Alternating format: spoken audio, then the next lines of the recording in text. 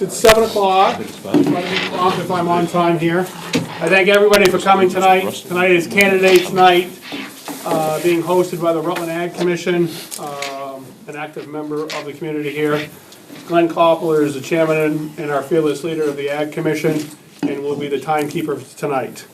Tonight's plan of forum is going to be, we're going to give opening statements for each individual position. We're going to do selectmen first, and then we're going to do school committee.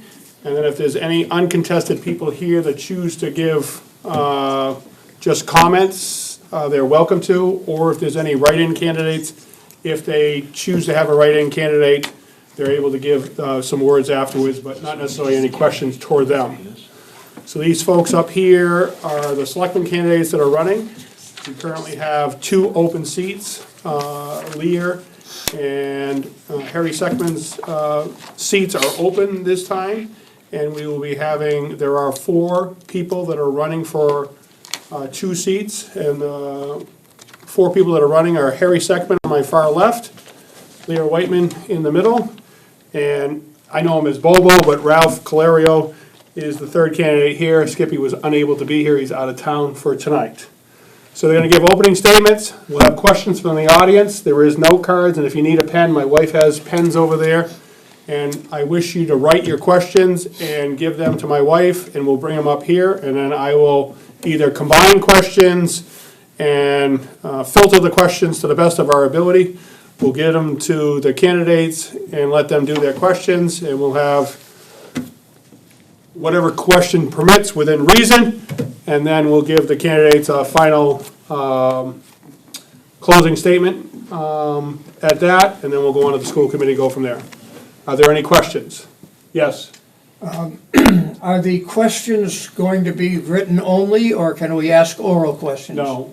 I prefer to do all written questions, and we've never done oral questions here in Rutland in the past. So you're excluding oral questions? Unless you're adamantly opposed to that, yes, please. That's too bad. Okay, well, we'll consider, if there's something that you don't choose to write down, then we can have a discussion about it. Just like to have some filter, I guess, for the lack of better terms. I ran Candidates Night in Holden for maybe not 20 years, but certainly a dozen years or better, and we did it all through written questions and did it that way, so. All right, without further ado, we will start on the first, on the far left with Harry to give your opening statement. 3 minutes, please, and then Okay. we'll have a cane to pull you off the stage. Oh, We'll have somebody timing. All right.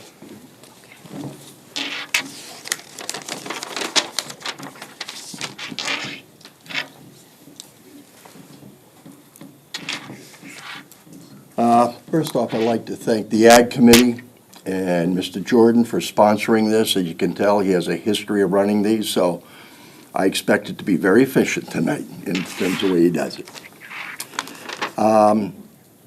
You know, in the past, I was just saying to Mr. Briggs over here that in the past, we've had a lot of women in this audience. Tonight, I see a lot of men, so congratulations for you guys showing up here.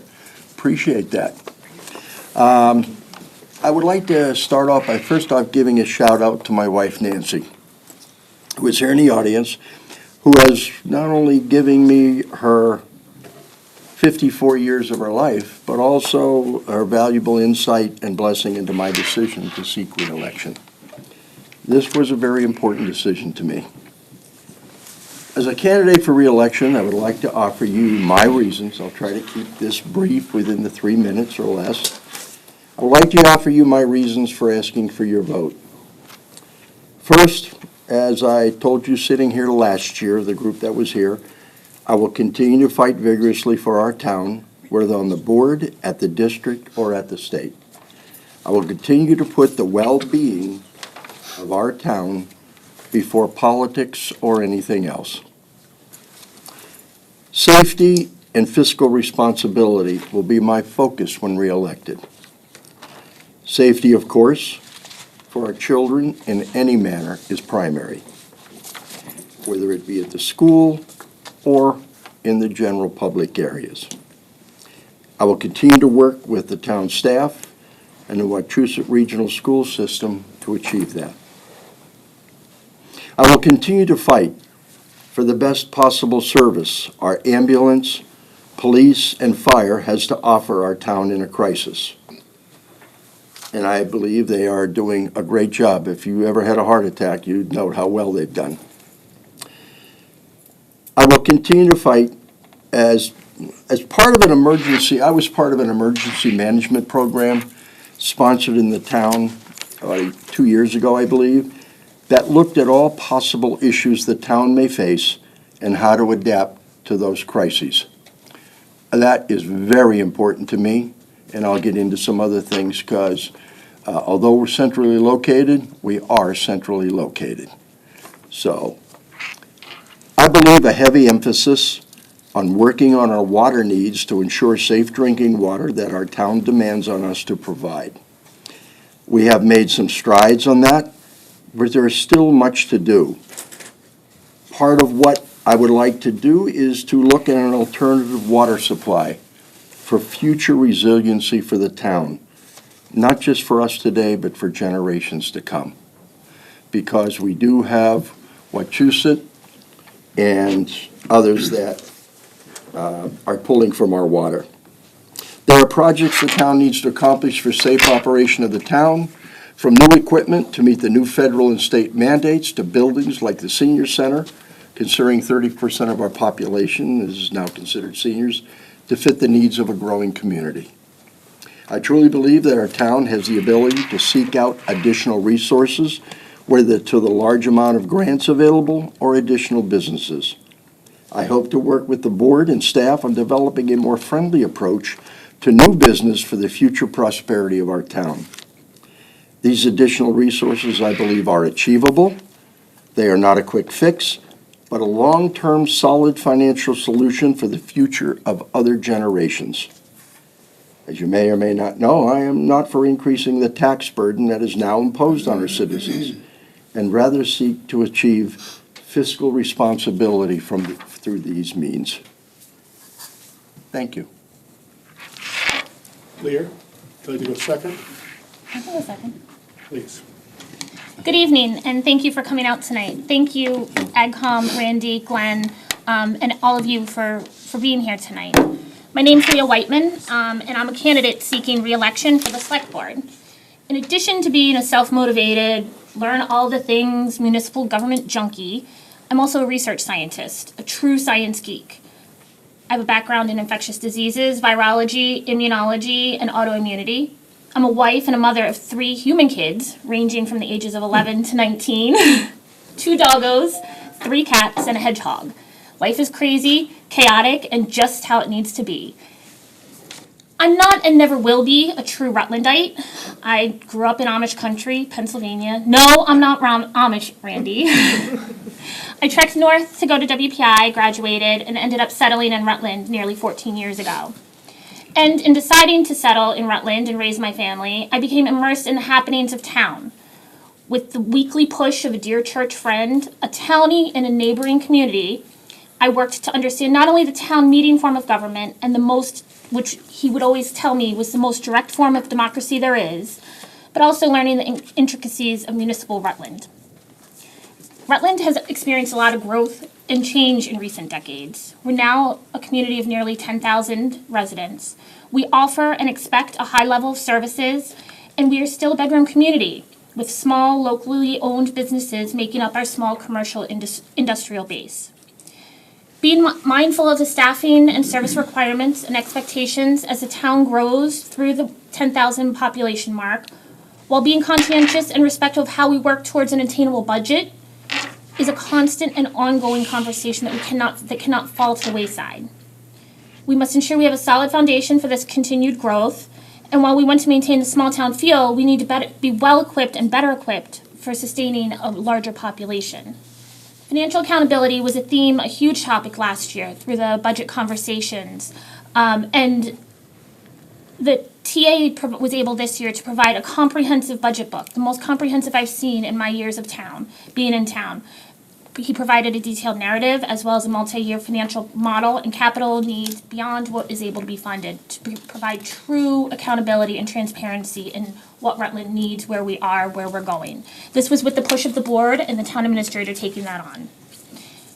In addition to understanding Rutland's kind of more recent town meeting history and being mindful of the growth of the town, as well as the increased scrutiny throughout all of Massachusetts that we're facing, I strongly believe that we need to continue to employ professionals and experts who are accessible and collaborative in department head positions and empower them to fulfill their roles. As select board, with the work of the ad hoc bylaw committee and many, many boards and commissions and town staff, we completed a comprehensive general bylaw overhaul, bringing these bylaws before town meeting just a few months ago.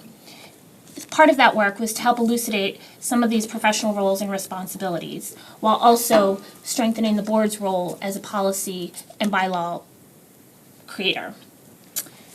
I think that I agree with Harry in that we need to focus on the sustainability of town as a whole, and that part of that is looking at our infrastructure. We've done some work there. We need to commit more resources and commitment to that. We have continued to employ different avenues to seek funding, with over $2 million in grant funding coming in this past year alone, mostly through our staff and department heads seeking that work out. We need to continue to do that for infrastructure, for our concerns within town. Budget's going to be a concern, and we need to have real and honest conversations of where we are as a town and what we want to do for that. We've looked at CPA, Community Preservation Act, as alternative funding opportunities to provide some of what we hear from a community's perspective that is very important to them, that would also then free up a lot of our free cash that we have allocated for some of the projects that could be funded through CPA. I believe in getting this information out to the residents and the voters and letting you all decide. This is really the town meeting form of government, and we need to have honest, open, and truthful conversations. And that's my goal. Thank you. So both candidates were up for re-election. Bobo Clario, Ralph, is a new candidate seeking this position. Okay, Opening remarks, please. My name's Ralph Calario. I lived in town all my life. I went to Wachusett and I went to Quincy, and I was on the planning board for 10 years.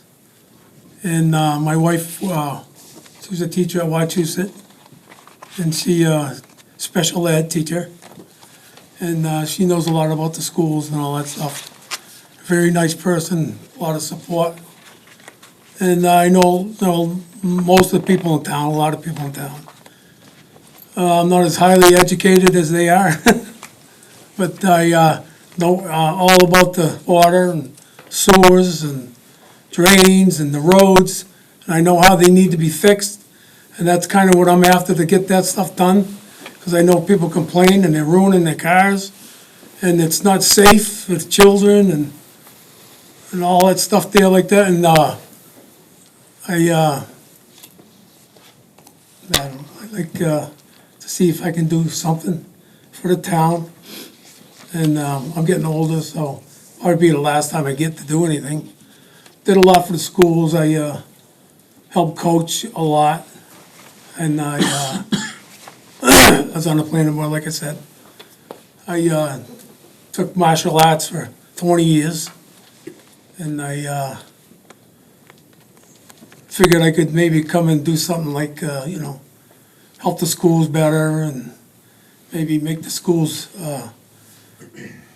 fixed better, because there's a lot of bad things that happen. And, things like that I'm after, plus the, taxes and a lot of things that they said. And that's about all I can tell you. So, thank you very much. Appreciate you all here. Thank you for doing your stuff. Thank you. Thank you. So at this time, if there are questions out there, my wife would be happily pick the questions up and bring them up to me. So we'll ask the questions and we'll change the order as we do every time. And we'll do what we can. From there, please. I'm back. Yep. Any questions? So I'll ask the first question that was asked last year as a thing. We'll start with Bobo and we'll go backwards. So being an Ag Commission event, have you ever milked a cow or rode a horse in the town of Rutland? Yes, I have. In the town of Rutland? Well, I don't know if I can say the town of Rutland. I grew up in Amish country, so I've done it for sure in Pennsylvania. you used a horse as a buggy to get to your jobs? No. I've milked cows and ridden horses. I believe you were asked this question last year, Harriet, but I don't remember the answer. I've milked a lot of cows and rode a lot of horses. But I was in Pennsylvania, like Leah too. Some questions?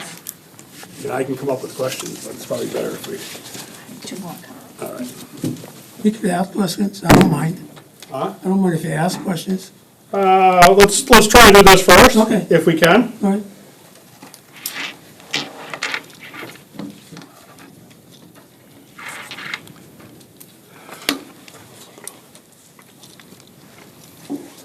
All right, the first question, and we'll start with Bobo again, where the first question was easy.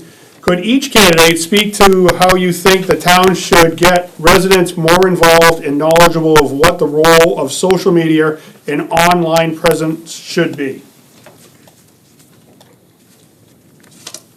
I'm going to try to keep your answers, your remarks to. Could you repeat the question, please? Yep.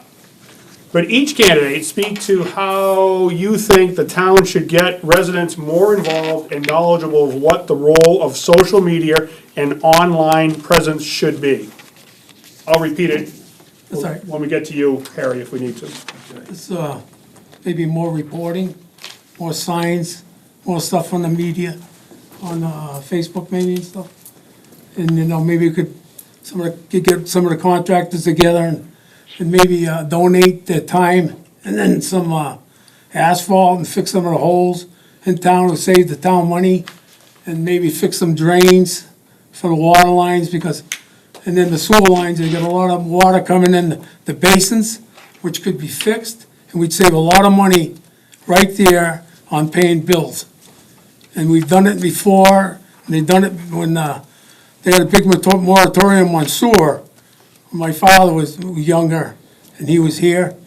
And what they did, they went around and they did those things. They fixed all the manholes, raised them up a little bit.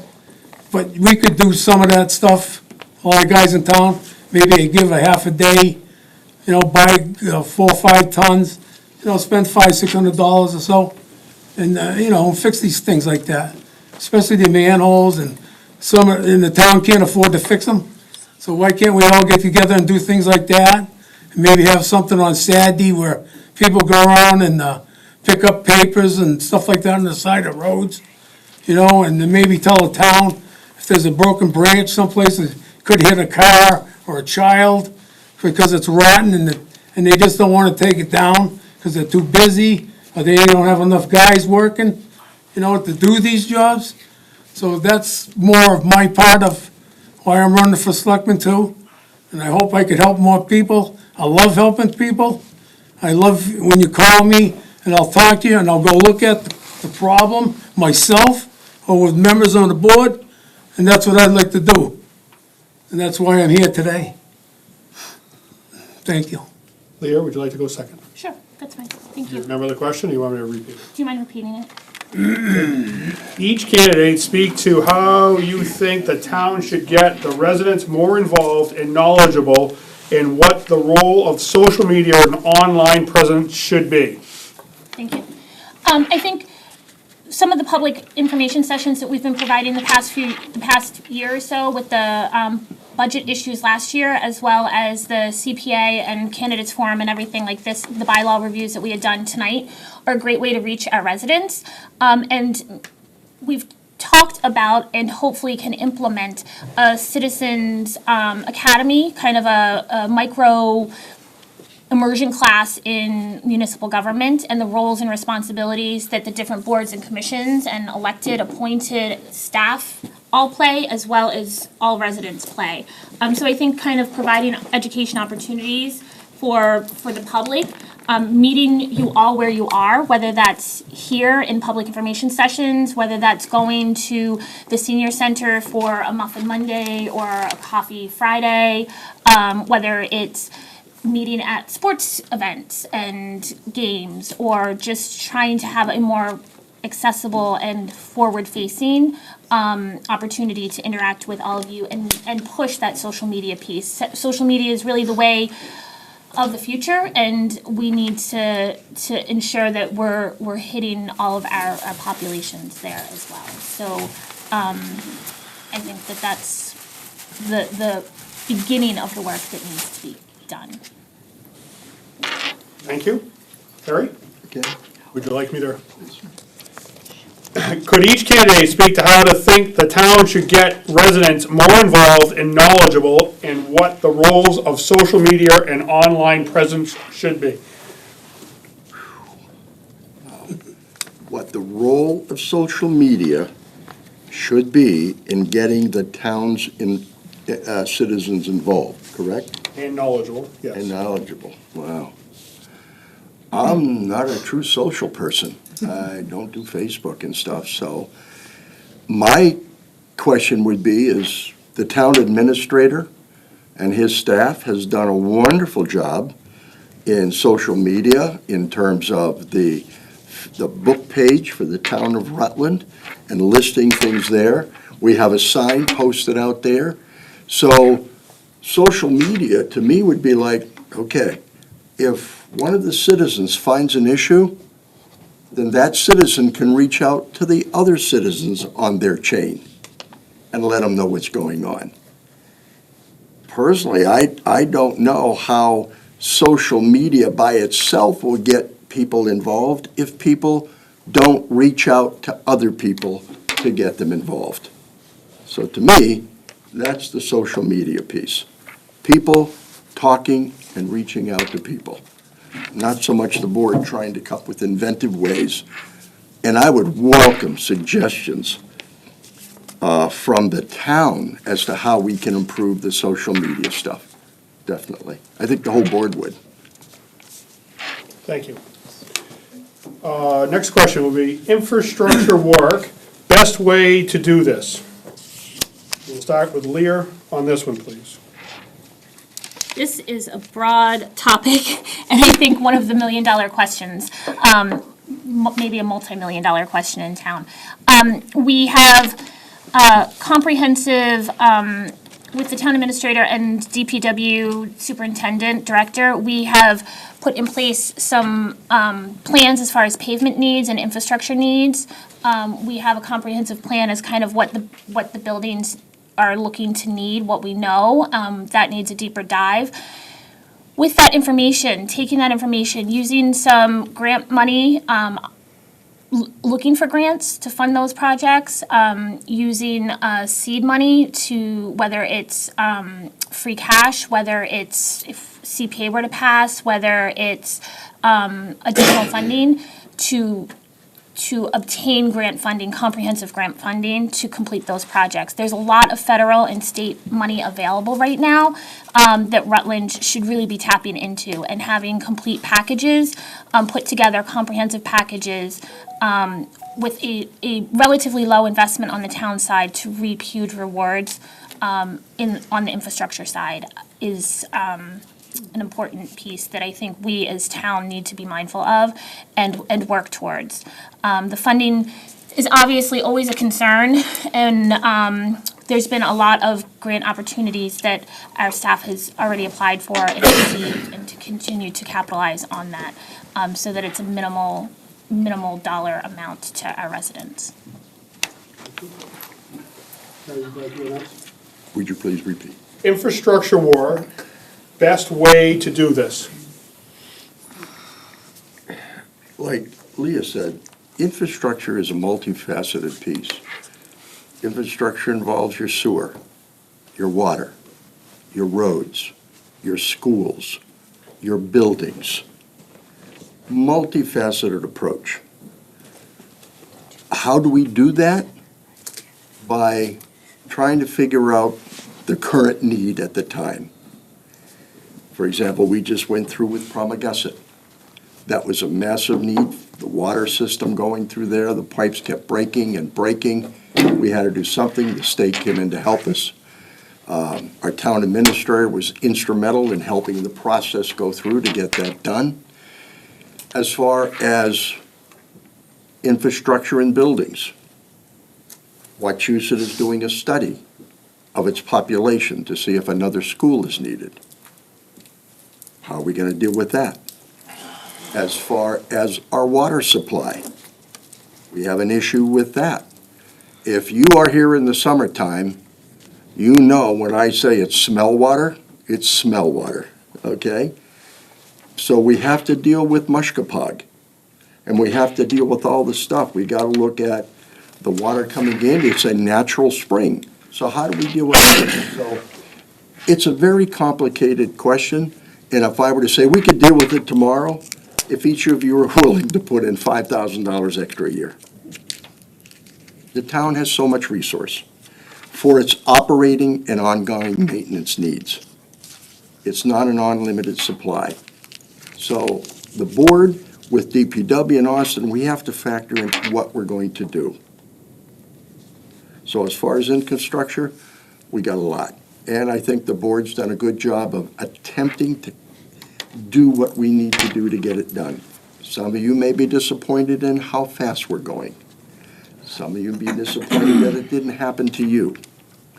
So please allow the board to look at these things going forward. And I appreciate the fact that infrastructure is an issue here, and we are dealing with it. To me, that's the best analysis I can give you. Bobo? You want me to repeat it? Nope. I kind of answered it when I talked to you last time, the last question. And I've had the builder's license for over 50 years. I've been in construction for 55 years. I know how to do all these projects. I can go help them make decisions on these projects without getting an engineer involved. That'll save the town money. And that's what we all want to do, save money, right? So that's the problem. We can't save money unless people try and help each other and help the town. You know, tell them about these problems. Like they had that new thing that come out where runoff water and stuff like that. What can they do to charge us $40 for runoff water, but they don't pay any attention to it? They never have for years and years and years, as far as I know. When in the roads, there's water's running down them for half a mile with no drainage, nothing. They should be working on these things a little bit each year. And as far as the water and sewer, they should add on to the sewer lines here and there, and the water lines here and there, to make them stretch out a lot more and more, which would be more safer for the town. You don't have to put in all these sewer septic systems, which I know all about that too. I know all about machines. I can run any machine they got here. You know, I can get on it right now and run anyone. So I can help the DPW, and I can read plans. I know how to read plans. I can read plans for the schools, anything you have. I can read, and I can design things. So that's what I think you got to get together, yeah. Everybody's got to get together. You got to look around and be friends. If you're not friends, and you don't shake your hand like they do in church, look beside you, look at who's sitting beside you. And, you know, you can be friends and help each other and talk to each other. Bring these things to the board, you know. Share your thoughts with us. I know I haven't been on the board at all. I got a lot to learn, but I'm going to learn it, and I'm going to help people. I like helping people. Thank you. Next question. Thoughts on residential development and preserving the small town feel that we are quickly losing. Rutland is not the same town that it was only 5 or 6 years ago. We'll start with Harry this time, I believe.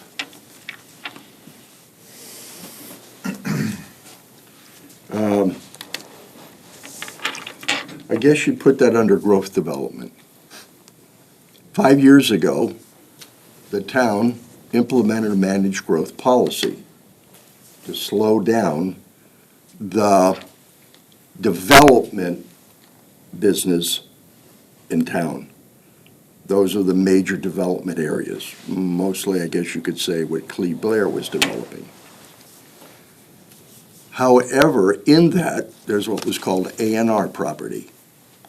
And that property was exempt from that law. Then you were senior housing, which was exempt from that law. Then there was property owned by certain interests that weren't taxed, that if they wanted to build a house were exempt from that law. So when you ask about growth management, you have to look at all kinds of sources, different aspects. I'll give you an example. It's not a favorite one, but the board does have the ability, if we wanted to control growth, to say that we're not going to run sewers out to your house anymore. So if you're building a house in development, you don't have access to sewers. You got to put in your own sewer line. You got to do a project on your house. So there are things that can be done. None of it's favorable. But managed growth is a very difficult thing for this town. And for years and years, there has been the analysis that if we build 40 houses this year, we're going to get new growth money. And then that money, as the houses grow, we're going to keep getting money from that. But the problem with the managed growth, or any growth in any town, is the cost of education. So if on average you look at Wachusett's numbers, and I'm just going to round it out to about $7,000 a child. You have a house that gets built, family moves in with 2 children, let's say that's $14,000 a year. What's your average tax? $6,000, $7,000 a year? That just takes care of basically the infrastructure of the town. So we're always fighting. So how do we do managed growth? I'd say that this is something the board will probably take up this year and look at. I would advocate for that. I've been down my whole life, and you need growth to make money for the town, or you'll go broke. And I've been here so long that I remember all the old hospitals. And there was thousands of people in town then, you know. And today, there's not as many people really here in town that there was at that time. So we're kind of way behind on everything. We need to have more growth. We need to make more money. We need to stop spending too much money that people can't afford. They can't afford to spend all this money. You can't do it. You see it on TV every day, don't you? Look, the president, he's spending too much money. He's going to put us in the sink. You know what I mean? We're not going to be here anymore. We won't have nothing. So we're going to start someplace. You're going to start with the towns. And, you got to keep things together. And, work hard at it. Like I told you about the sewer lines and the water lines. I get up in there and brush my teeth. I'm on the end of Inwood Road, and I feel like, excuse me, but I feel like throwing up. It's so bad. And they don't even come down and drain the line out. You got to drain the line out at the ends, maybe every 2 months, because they're full of dirt and stuff, all kinds of stuff in there. And then they come up with me and they say, oh, it's clean. It's not clean. And I'm not blaming anybody. But there's nobody looking into all these things. You got to look into it. You got to know all about it. You got to know how to do it. You got to know how to fix it. And I can do all these things. I know all these things. I can tell these people all these things. Finances is finances. I'm not the best finance person in the world, but I made a lot of money in my life. And it's because I had good schools, good teachers, right? That's what makes the whole town. There's a lot to do in town. I can help this town, I think. I'm not sure, but I'm going to try. I'm going to give it a try. I love this town.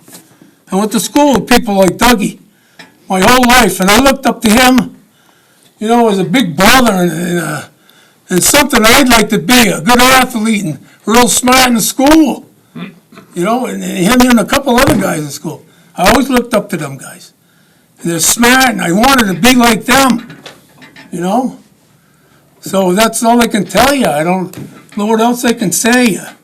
Once I get into what's going on, I don't know what's going on. So I can't keep up with what he's saying. A lot what they're saying, I can't keep up. But I can tell you one thing, I know a lot about it. It don't have to be big words or nothing. I can show you how, I can tell people, they can call, and I can explain things to them maybe. Maybe not financially, you have to talk to them. They're more financial people. I'm more a construction person. But I gotta fix things. It's like an old saying, you know, the brain says he's the boss, but when you have to go to the bathroom, who's the boss? Your butt. Right? When that shuts down, you die. That's all I got to tell you. I mean, look together and be friends. You know, shake everybody's hands. You know, love everybody. That's the way I am. I'm a lovable person. I'll help anybody. They get stuck, I'll help them. Give them food. Go down and fix their sewer. Go down and fix their house for them. Any little thing. That's how you get together as friends, right? Just like the Amish people, right? What do? They go help each other. They're good people, right? They can build things, they can fix things, and they help everybody. That's all I got to say. Thank you. Thank you. Some thoughts on residential development and kind of maintaining the small town feel. We have in the works our updated master plan that speaks a lot to this. It's received a lot of community input and feedback. A lot of it speaks to zoning bylaw changes or amendments that is really through the planning board. I think the select board can definitely play a more concerted role and effort in driving some of that conversation. But it really is a concerted effort with not only the select board and also the planning board. In the past, there's been conversations about drawing water sewer line districts. To Harry's point, that's definitely an option. It's been a not well received option from the public, but it's definitely an option to consider for the communities on the farther outskirts, kind of outside of the town center districts areas. So I think town's growing, and we have to acknowledge that there's a lot of land owned by developers in town, and that's what they do. And so how can we work with developers to ensure that we have a sustainable town, that the infrastructure that they're putting in or that they're utilizing is upgraded and able to maintain that capacity? We also, to Harry's point with the taxes and the schools, we know that the bigger homes are drawing families in with more children, and that our taxes don't cover this kind of the school bill. And so how do we manage that? What are conversations that we can have with the district, with the state, with each other?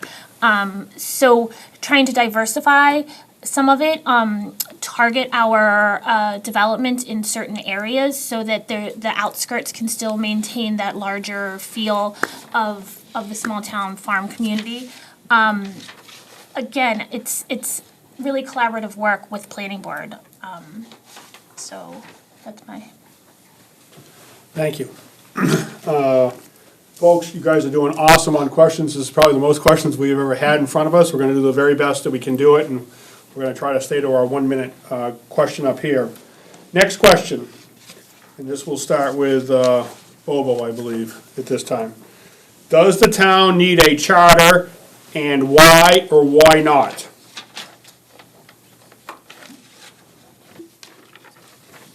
I don't know. I don't know what to say about that. Okay, well, you can, Maybe come back to me? I'll give you Is that that okay? opportunity, yeah. Lee, would you like to go? Sure. I feel strongly that the town does need a charter, as we've hit a population close to 10,000 and continuing to grow. A charter can really help define town government, how we as a community see our government functioning, can really elucidate some of the roles and responsibilities that our different staff members, department heads have. and also outline a lot of the processes that we, I think, over the past few years, since we've started professionalizing staff, we have kind of struggled internally with ourselves as far as where those roles and responsibilities are delineated. The charter process is very inclusive of the community. It's not driven by the board. It's not driven solely by any specific entity. So I think that it provides a huge opportunity to really encompass the community feedback and priorities as well.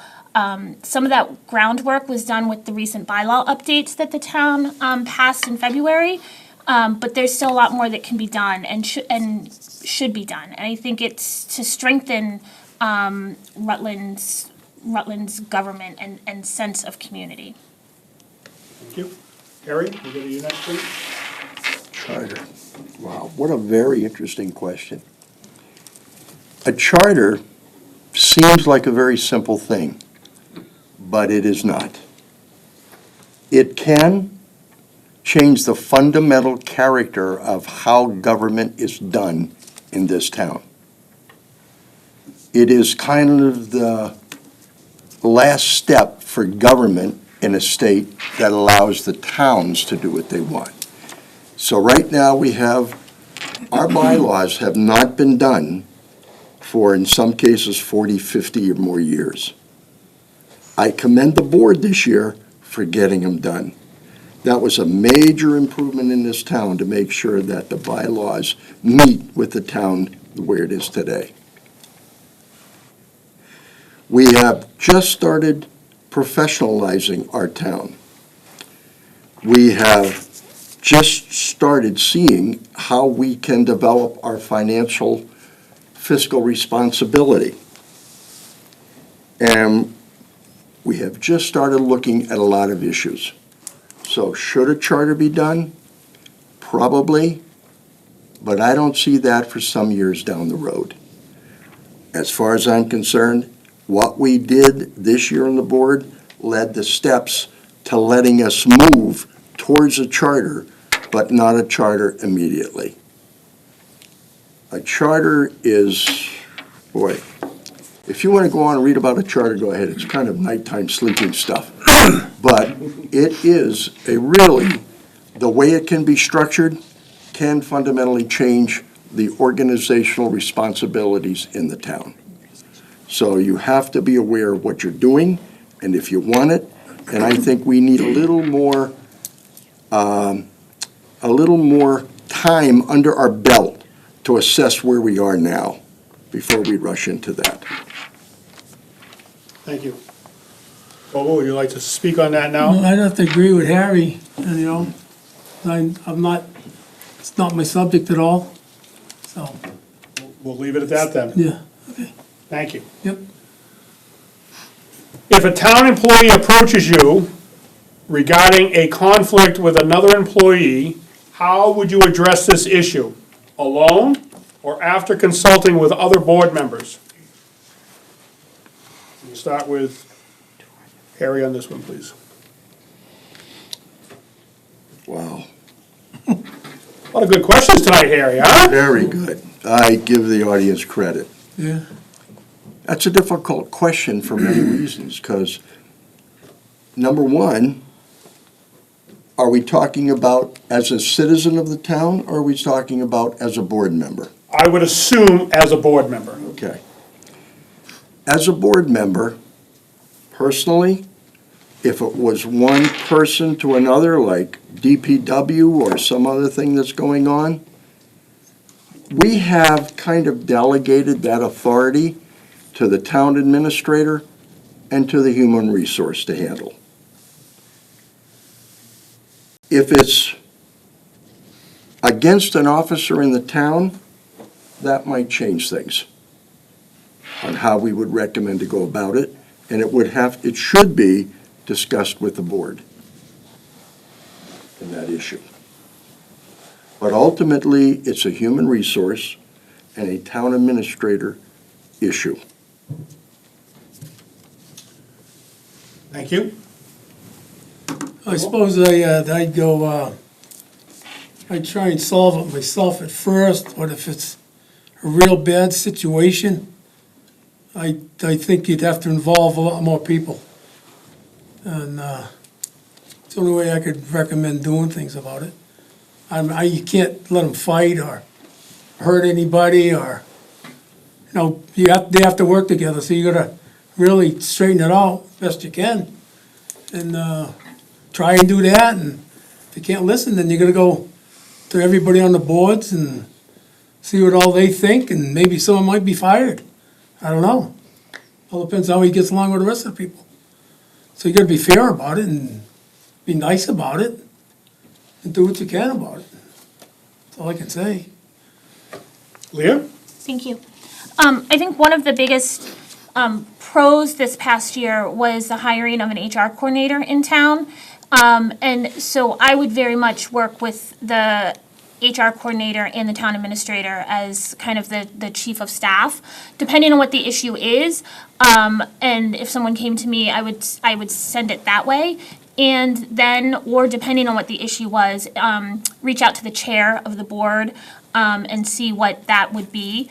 Generally, any issues to come before the entire board need to be done in open meeting. If it's a personnel-specific issue, then often that goes into executive session. But it needs to, the board needs to operate as a 5-member unit, and that means that being able to either provide information and rely on staff to do the work, and if that's not feasible, the chair is authorized to do some of that work and then call a meeting to bring together the entire board. But I feel very, very strongly that personnel issues are very sensitive, and the fewer people that are involved, the better it is for all the individuals that are involved. So I would really try to limit my personal spreading of information and keep it in the process. Thank you. What are your 3 capital project preferences, regardless of when and if we might be able to fund it? I'll read that one again. What are your 3 top capital projects preferences regardless of when and if they may get funded? We're going to start with you, Bobo. I'd say probably start with the schools, because everybody's into the school stuff. So, you want to protect your children and make sure they get a good education. Then I'd probably go with maybe sewer and water systems, and then they'd probably go to the roads. And maybe more internet connections and. You only get 3, that's 4. Okay. Well, that's enough. I got Okay. quite a few, I guess. Leah? Wow, this is a really good question. If funding was not an issue at all, I think there's a huge need in town to look towards in my dream, a combined yet separate recreation senior center co-space that is able to serve both populations, or all populations of town, provide some indoor and outdoor opportunities as well. I think that the current senior center space is not optimal for the seniors, and we don't currently have a cohesive indoor recreation space for our families or even adults that want to participate in recreation opportunities. I think there's a lot of work that needs to be done on town hall and modernizing kind of town center, whether that looks at incorporating or changing the setup there, but our town hall offices are kind of scattered inefficiently, I think, throughout 2 buildings currently, plus public safety and DPW, and I think finding a way to reimagine that would create more efficiency within the departments and throughout town. And the next one I think is going to have to be water and sewer. Water especially, I think, is a huge piece we hear again and again and again. And I would look towards a secondary water source, whether that's, in the past we've talked about the Quabbin. It's very expensive to tie into, and then the cost to the end users is quite high in purchasing the water. Maybe there's other opportunities, whether it's additional wells or water sources within town, but I think that needs to be another big priority. We've been working, slowly chipping away at the sewer piece. There's still a lot of work that needs to be done there, but I think a more concerted effort on the water, for sure. Unlimited resources. Regardless of when and if they may be funded. So that could be open-ended, yes. Pie in the sky area. Yeah, really. One of the things that we speak about the growth of the town,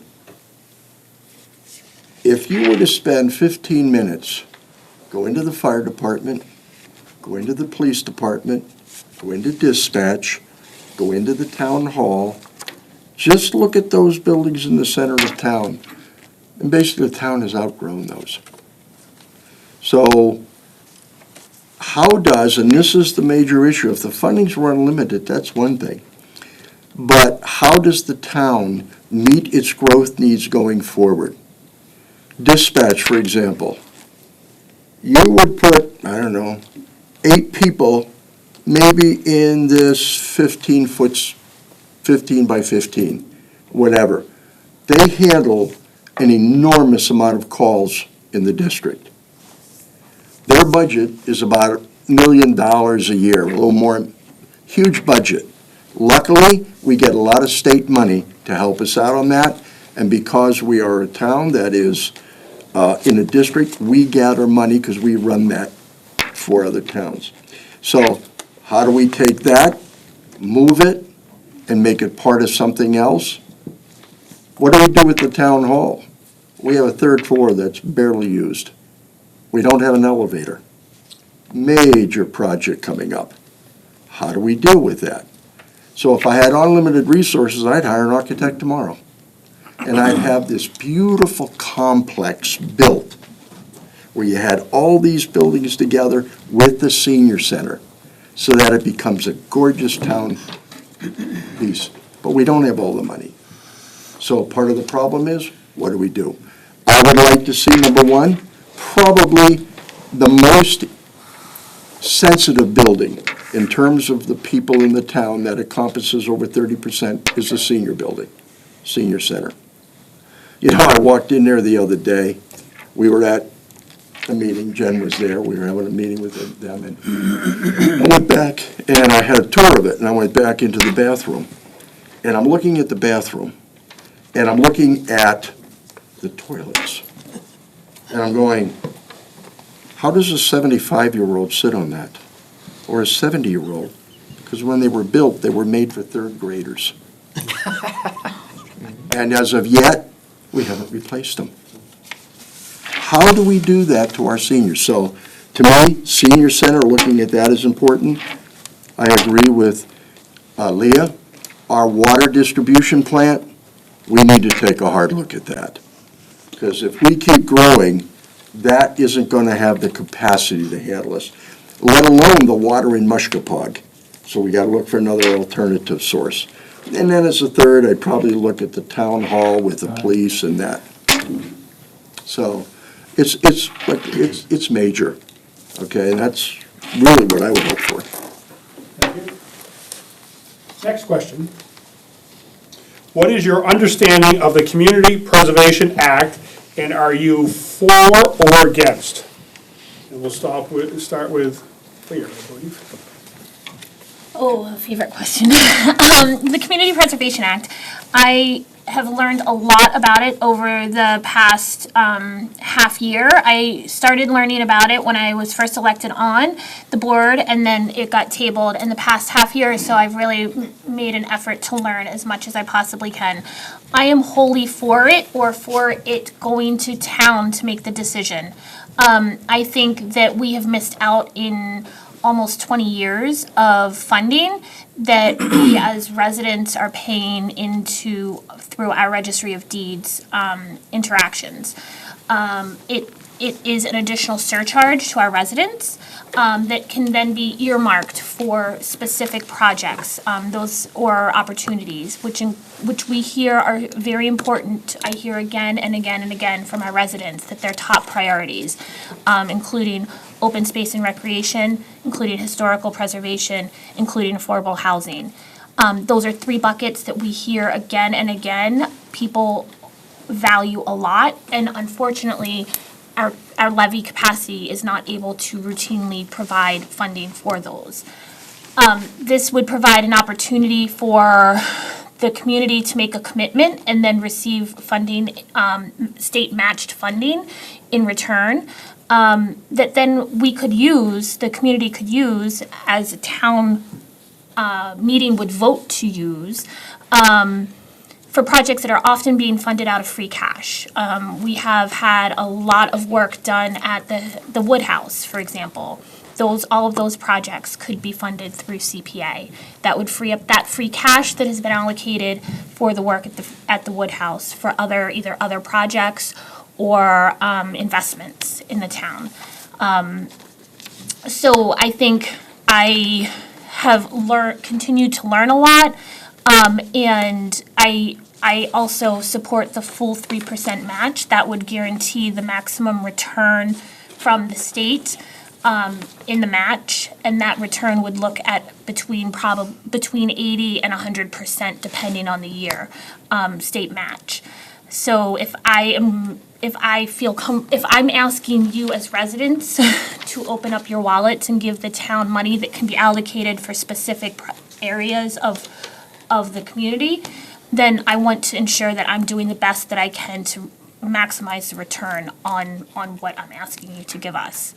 I think the process is very open. It's been bipartisan at the state level from the beginning of its inception in the early 2000s.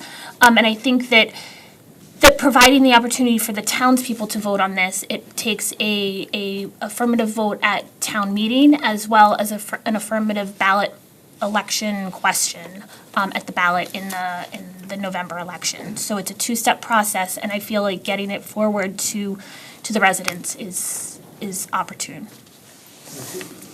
Terry, would you like to go next? Sure, unless Vogel wants to.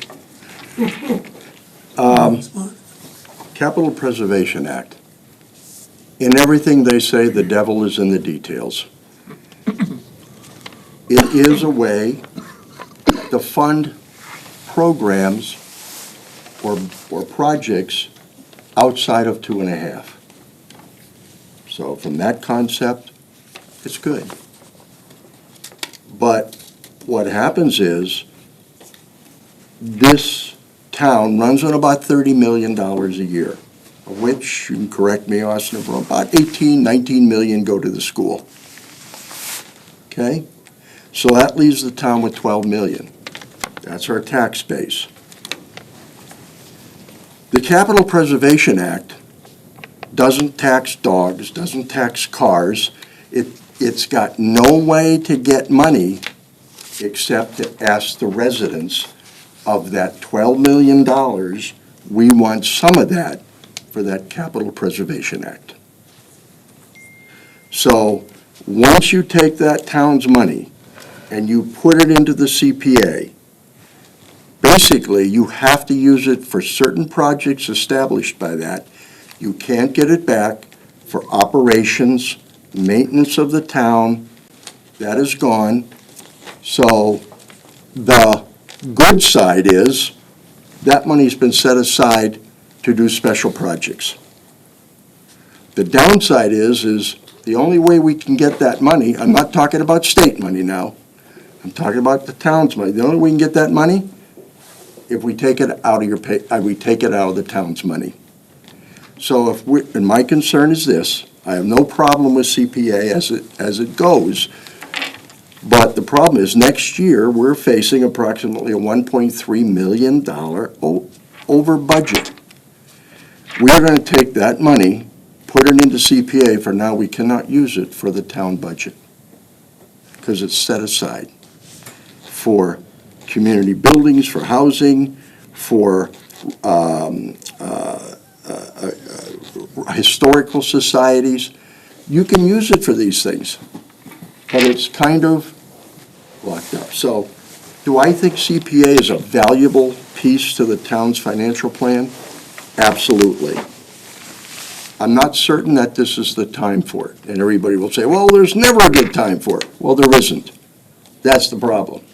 But if we were facing a $300,000 deficit or over budget, maybe that would be a good time to consider it. But we're facing 1.3 million, and according to the budget, forecasted budget, in about 5 years, we're going to be facing a $4 million over budget. So now the town, and it's not up to me, the town has to decide if they're okay taking money out of this current money and possibly facing higher taxes in the future to replace for the operation of the town. I mean, it's very basic. 3%, I argued for 1, I'll tell you that. 3%, 1%, not a huge difference in the amount of money that's coming out. Will it be a good match by the state if we do this? Yes. So the bottom line is, how do we make up this money in the future if the town needs to run in, needs more money? Not talking for buildings or historical. How do we make it up? Okay. Well, what is your understanding of Community Preservation Act, and are you for it or against it, was the question. Well, from what I've heard, I don't know a lot about it. I agree with Harry. And as far as open space and stuff like that, I'd say that it's no good because I was on the planning board. All it creates is a junkyard for people to dump stuff in. So that's not a very good idea. And I'd have to look into it more like Leah said and get to know it like she did, to me to really give you a good answer. So I don't want to make a fool of myself, and I can't answer it too good. So open space, you could have hay fields or cornfields, couldn't you, not you just can, junk? but it doesn't, never works that way. Okay, I just was wondering, that's Because, down in the city, when I was on the planning board, they had it in the city layout, and in the city, it worked pretty good because everybody took care of that open space. I mean, you get out to these areas, people, they'll dump mattresses and tires, and a bunch of junk on there, who's gonna clean it up? So it ended up costing us money, let the people have it with their house lots or something like that, Okay, next Okay. question. Yep, are you okay with that? Yeah. Okay. Next question. How do you think that the financial outlook for the town for the next several years, and what are the 1 and 2 concrete things that you would do to the select board to mitigate the forecasted budget shortfalls? Can the order of the several million dollars as per forecast is modeled, prepared by the town administrator? I may not have read that quite. Did you write that, Can I read that? Yes. That was my question. You can. Okay. You can start right from there. No, can I just see the card so I can, I read it. I may not have read it correctly, so. No, but I just so it's clear for everyone, how dire do you think the financial outlook is for the town the next several years? And what are 1 to 2 concrete things you would do on the select board to mitigate the forecasted budget shortfalls? And these, as Harry already mentioned, these shortfalls are on the order of several million dollars as per the forecast model. You can keep it as a souvenir. Okay. I'll sign it later if you'd like. Harry, we're gonna start with you on this. Thanks. I mean, you're the financial guy, you said. I know. All right, so, Okay. I am a financial guy. I look at the numbers. And I think the realistic numbers, they may have been a little conservative, but I think our town administrator did a great job of forecasting the numbers. And I think, personally, I give him credit for showing the over-budget items that how much over budget we are. So we know how to prepare for that. But I don't know, and this is where the Finance Committee and the Town Administrator come in.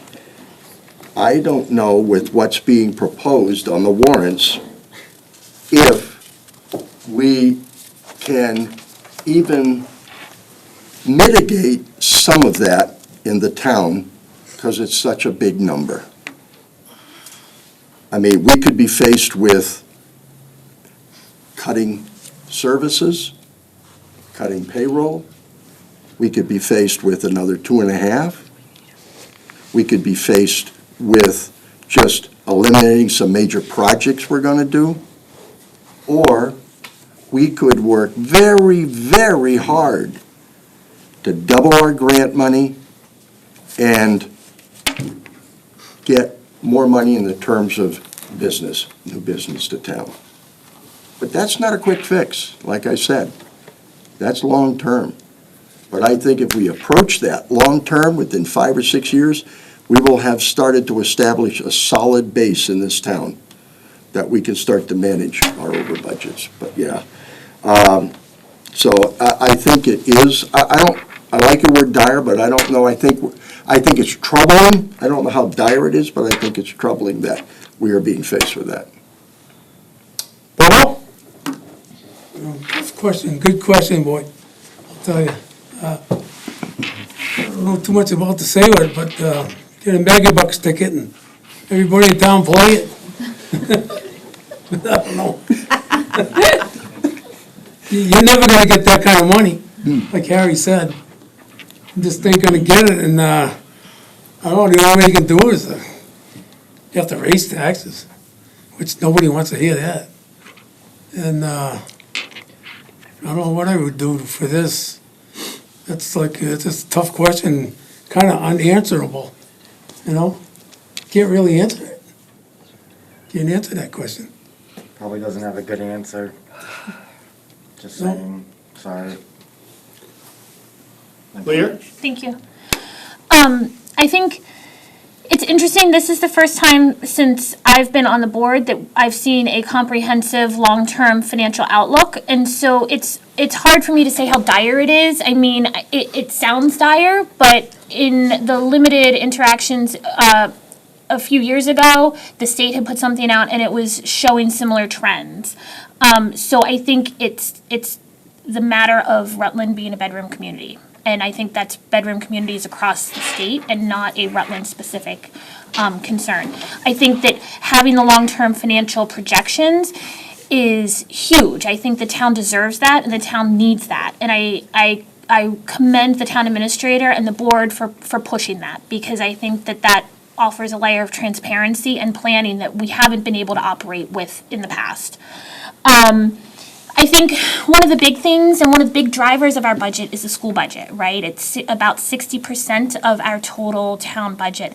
So I think we currently have a good working relationship with both Wachusett Regional and Bay Path administrations. And so I think continuing those relationships and open and honest kind of conversations and dialogue back and forth, that the school is a huge driver of this. And it's not to pit the town against the schools or the schools against the town. It's just the nature of budgeting. It's not uncommon that the school budgets in small communities are 60 to 70% of the budget. It's a reality. I think continuing those dialogues with the schools is going to be hugely important. I also think continuing and increasing advocacy at the state level to fulfill their funding requirements. They have a lot of unfunded mandates, either look for opportunities to recoup some of those that required funding is going to be huge as well. We know the state's situation, and I think personally, I think one of the biggest disservices, especially looking at recent history and forward looking, is 2.5, because it's not truly an attainable goal for communities year over year to live with, unfortunately, to live within 2.5. So it's going to continue these very open and honest conversations that we had last year when we were looking at the override and seeing from the community, from all of you and everyone, what are your priorities? Do you want to maintain the level of services that we've all come to expect? And if that means that we need to increase taxes, then that means we need to increase taxes. Again, I really want to put it in all of your hands. It's a decision that we as a whole community need to make, and I don't think that the 5 members of this board, the 7 members of FinCom, or any other individual entity should be making without a pulse from everyone. Thank you. It's a good question.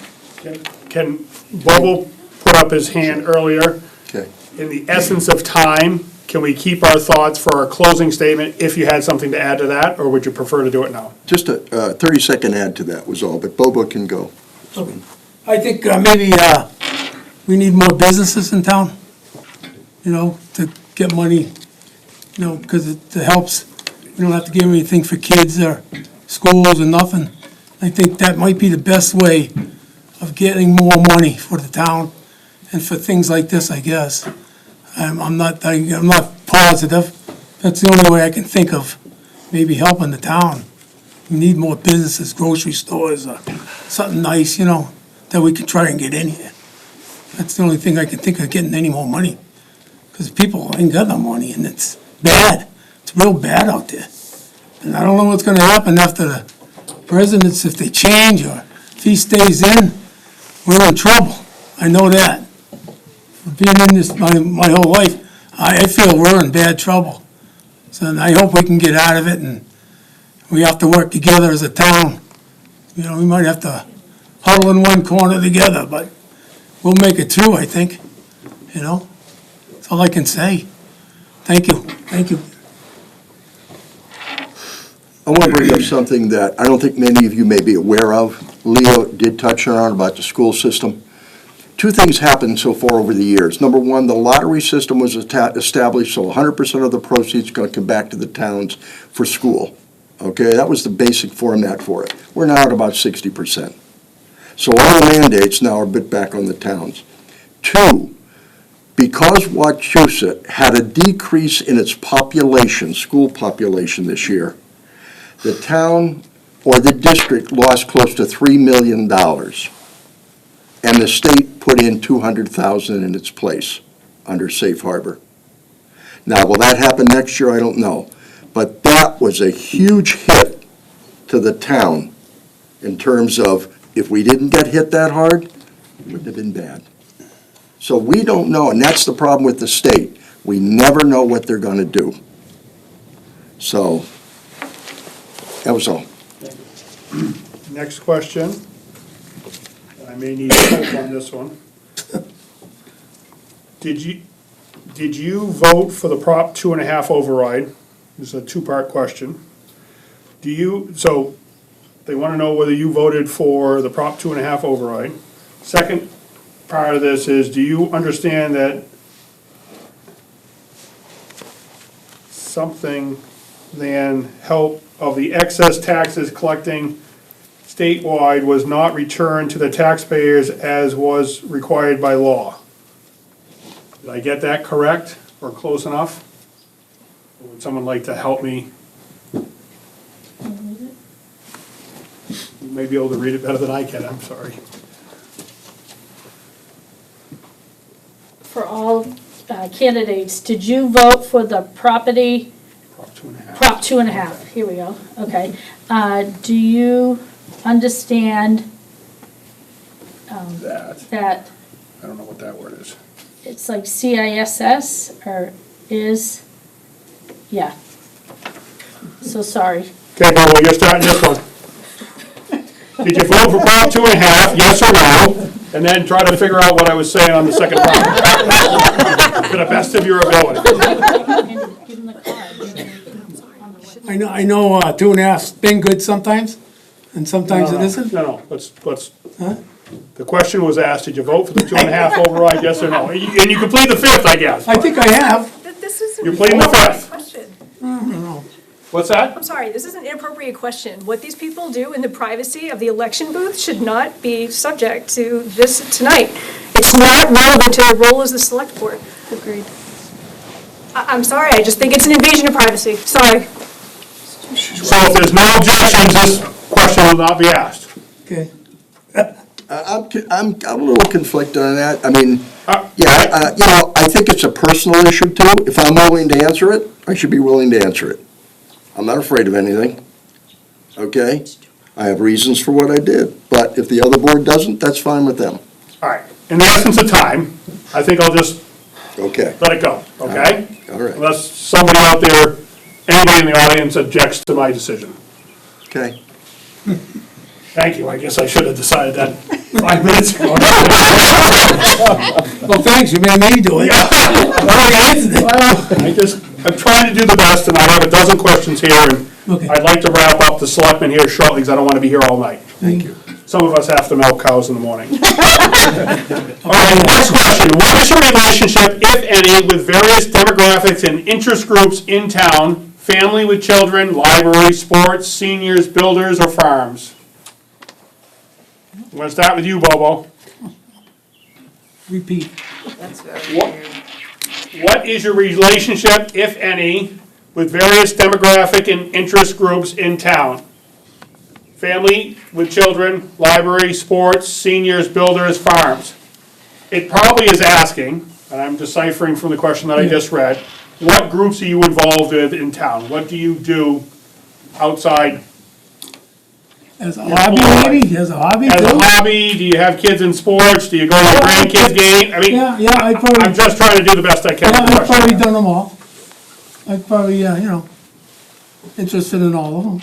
I like farms, I like contractors, I like, policemen, I like the firemen, I like all the people in town, and I like to help them if I can. I have in the past, some people know. I've been involved in a lot of stuff. Ice skating, coaching, I've been in basketball coaching, I helped coach football. I taught a lot of taekwondo. I've been involved in a lot of projects over the years and stuff, and I like them all. Love sports, love farming, love animals. I don't know, just an all-around guy, I guess. Leah? Thank you. So I think I interact with families with kids and the most probably given the demographics of my family life. But I like to think that when I'm sitting on the board and looking at decisions for the board, that I'm really trying to be cognizant of all the demographics in town. And I realize that 30% of our town is seniors, and then we have a large population of students and families with young kids. I realize that the library is a cornerstone of the community for all generations. I see the importance of the senior center, and I want to be able to provide more for our seniors in a more equitable space. I think farms, although they're diminishing throughout town, still provide a huge resource and essence of the town. Rutland has always been a farming community, and I think maintaining that and supporting the farms is an important piece as well. We know that the developers own a significant amount of town, and we need to be able to work collaboratively with all of them. So I really try to think when I'm sitting at the table trying to make decisions that I'm not focusing on one individual population or of town. I always try to say that I really look for what's in the best interest of Rutland as a whole and all of town, and not what's best for me, what's best for my neighbor, not what's best for the person down the street or something, but really the town as an entire is my driving force. You. Harry? Relationship groups, interesting question. I really only have one group in town that I associate with, and that is the Friends of the Senior Center. I'm not a friend of the library. I don't belong to any farming group. I'm not in the agricultural community. I'm not doing any recreation. I used to referee soccer, and I used to coach soccer, but I'm not involved in that anymore. I don't belong to the fire brigade, so really, when you look at groups, the only group in town that I'm participating in, if you will, is the senior center. I guess maybe you could assume that by looking at me, why I would do that. Kinda young. Next question. If you are determined not to increase taxes, how do you plan to bring and keep our town services up to date, given with the decay due to the chronic underfunding while not raising taxes on residential. Is this practical? Nita, I believe we're starting with you. Okay.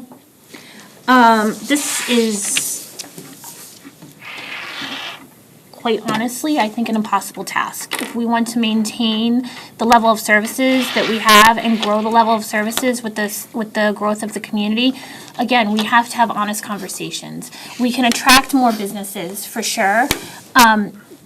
The location of Rutland, the kind of want of the town, is unlikely to draw a huge conglomerate that's going to provide this massive windfall. All of our businesses are small, medium, family-owned businesses. We have a single tax rate. We would have to significantly swing in the commercial landscape to be able to add a differential tax rate that would significantly offset the residential rate and still be willing to bring in new businesses. So I think that some of the hurt of Rutland has been years and years and years of either we can save our way out of it, we're not going to have an honest look at where we are, what the trajectory is, and what we need to prioritize. And I think that this is where we need to be going, is looking at the future and what's important to us and how are we going to fund it. And I don't see that there's an easy win anywhere in the wings. Unfortunately, it's going to be painful. And we hear again and again through the conversations last year with the override even was what can we do to decrease the burden on the folks who are most susceptible to not being able to truly afford it. And that's an ongoing conversation, a concerted effort with the board, with the senior center, with the Council on Aging, the library, and the assessor's office to try to really minimize the impacts. We also know that we as residents have a high expectation of the level of services that we have. And it's hard to want to have those conversations either, to give up that service. So unfortunately, I don't see a way without having to have the real conversations periodically about 2.5 or reprioritizing where the funding is going. Harry? Repeat, please. If you are determined not to increase taxes, how do you plan to bring and keep our town services up to date, given with the decay due to the chronic underfunding while not raising taxes on residents? Is this practical?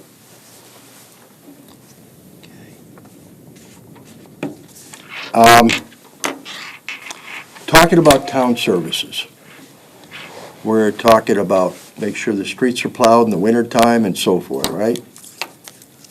I think that the town services are pretty well maintained in town for what they do. A lot of the money we get is from the state, Chapter 90 money, for our roads and stuff. We get a pretty good hefty share for that.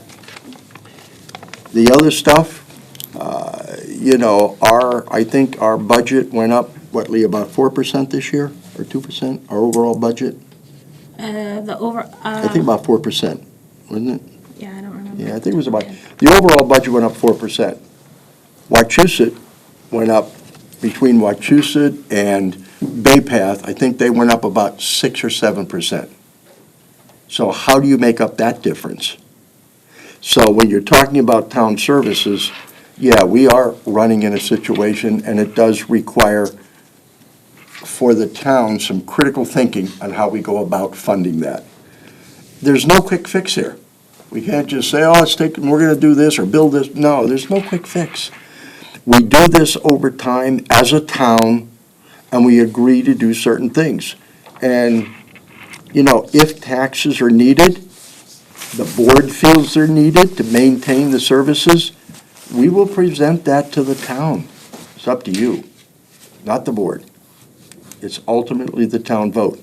If we think that the town administrator can do a better job of cutting budget, or cutting some services, or cutting back, then we'll discuss that too. But there is no quick fix, and I am not a proponent for more taxes, particularly when you look at where we are today. We're really short on money. So if we advise the town administrator, say, look, do whatever you can. We got to double the money for this, and we got to bring in new business. You know, we've got a lot of town land out there that could bring in a warehouse that has no school issued to it. So we've got town property that we could do that with. We just haven't fully pushed all that town property to develop it. So that's the thing we can do. Well, been in town my whole life, seen it grow, I've seen it decrease. The reason why is because the hospitals left, and nobody in town really wants businesses. But business is the only way we're gonna make money and keep it in the pot. That's the only way, and a lot of people don't like that, but we have to have businesses, and we have to have growth. And you either want to be a town like Princeton, or you want to be a kind of a town like Holden. We could be in between, you still have a nice town, but we need to have businesses. It's the typical thing, yeah. Get some grocery stores, then we get no gas stations no more. We got nothing, like I told you. The hospitals, we had a ton of people in town. We worked perfect. Everybody was happy. But if you keep getting 55 and older, like I am, you're not gonna get too much, because those people can't afford to do that. They're not working anymore. And you collect what you're collecting now, it's nothing. You can't even buy, I can't even buy groceries for 2 weeks. That's great, right? Broke. 70 years, I'm broke. We have to have the businesses come in. You're gonna want businesses. If you people don't have businesses, we're all done. You're gonna understand that. Everybody here, think about it. Think about what I'm saying. If we don't get no business, we got nothing. We got no gas stations, no one fixes our cars anymore. No one wants to work anymore.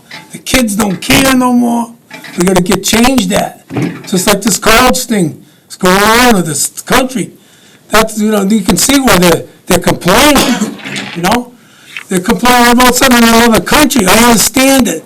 There's two different sides. I understand both sides, but, they gotta get along and agree. And they can't do this. Now they're starting to bust into the colleges and destroying them, It's awful what you're seeing on TV. But, we need growth, and the only thing else is to have us grow, is to have some businesses, which the town never really wanted. They never wanted businesses.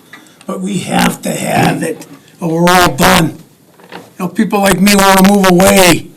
I gotta go down to Florida or something, but I love Rutland. I've been everywhere in the United States. I love Rutland. I've been in Europe. I still love Rutland. It's the best place in my lifetime. My family had a good life here, and all our kids can have a good life too, right? So, think about it, what I'm saying. Let's try and get some businesses, get the board going, get the planning board going. Every time you turn around, they're gonna call engineering to look at this, to look at that. It costs us thousands. With some people, you can hire a girl right there, Coppola. He's like an engineer. He could tell you a lot about a lot of things in town. Listen to people like that. Time. Thank you. Shut you right off, didn't he? Should the town assist the homeowners that are having an issue with crumbling foundations? If so, what would you suggest to do? I'll start with you. Okay. Well, I'll tell you right now, crumbling is probably because of the sand or something. There's something in the sand that doesn't make the concrete cling, and so it breaks apart. And I don't think it's really nobody's fault, but they finally found out what was going on with it. And it does crumble, and I've seen it crumble in different places. Some places not a lot, some a little bit. But the thing is, we could probably have a fund in town, maybe raise some kind of a fund. Maybe after a couple of years, we could save money and we could help these people out, put a new foundation in or something. That's the only thing I could come up with. Because insurance companies are copping out on everybody. Get in a car accident, you're done. Your house, something happens to your house, they want to get rid of you, right? So that's sad. So maybe we could get something together and put some change in Dunkin' Donuts here. It's the only business we got in town. Dunkin' Donuts and one on the other side of town. That's it. No nothing else. You have to go to Hall, you have to go to Garden, you have to go to Lowe's to get your groceries. We need more growth, like I said. And it's the only thing I can think of. We gotta get a little fun though. You know, some of us are fine, but these people, I've seen these poor people, I've been in the oil business for 40 years too. And, you know, I've seen spills happen. You know, lift the whole house up and dig the cellar out, tear it down, redo the whole thing. And, you know, put the house back on. It's millions of dollars. Even if we could give them $50,000, $100,000 after a few years of gathering all this money, or even some people donate that's got a lot of money into the pot, you know, a little bit. We could all help our people next door. That's what I'm after. I want to help people. Love helping people. That's all I can say. Yeah. Thank you. The Crumbling Foundation is a real concern in Rutland, in all of central Mass, in broader Massachusetts, and up and down the whole East Coast. I don't know if you've seen the map of the pyrite, I'm not going to pronounce it correctly, that essentially is up and down the entire East Coast. I think there needs to be a lot of federal and state advocacy that continues to go. It really should be a FEMA issue at this point. It's multi-state.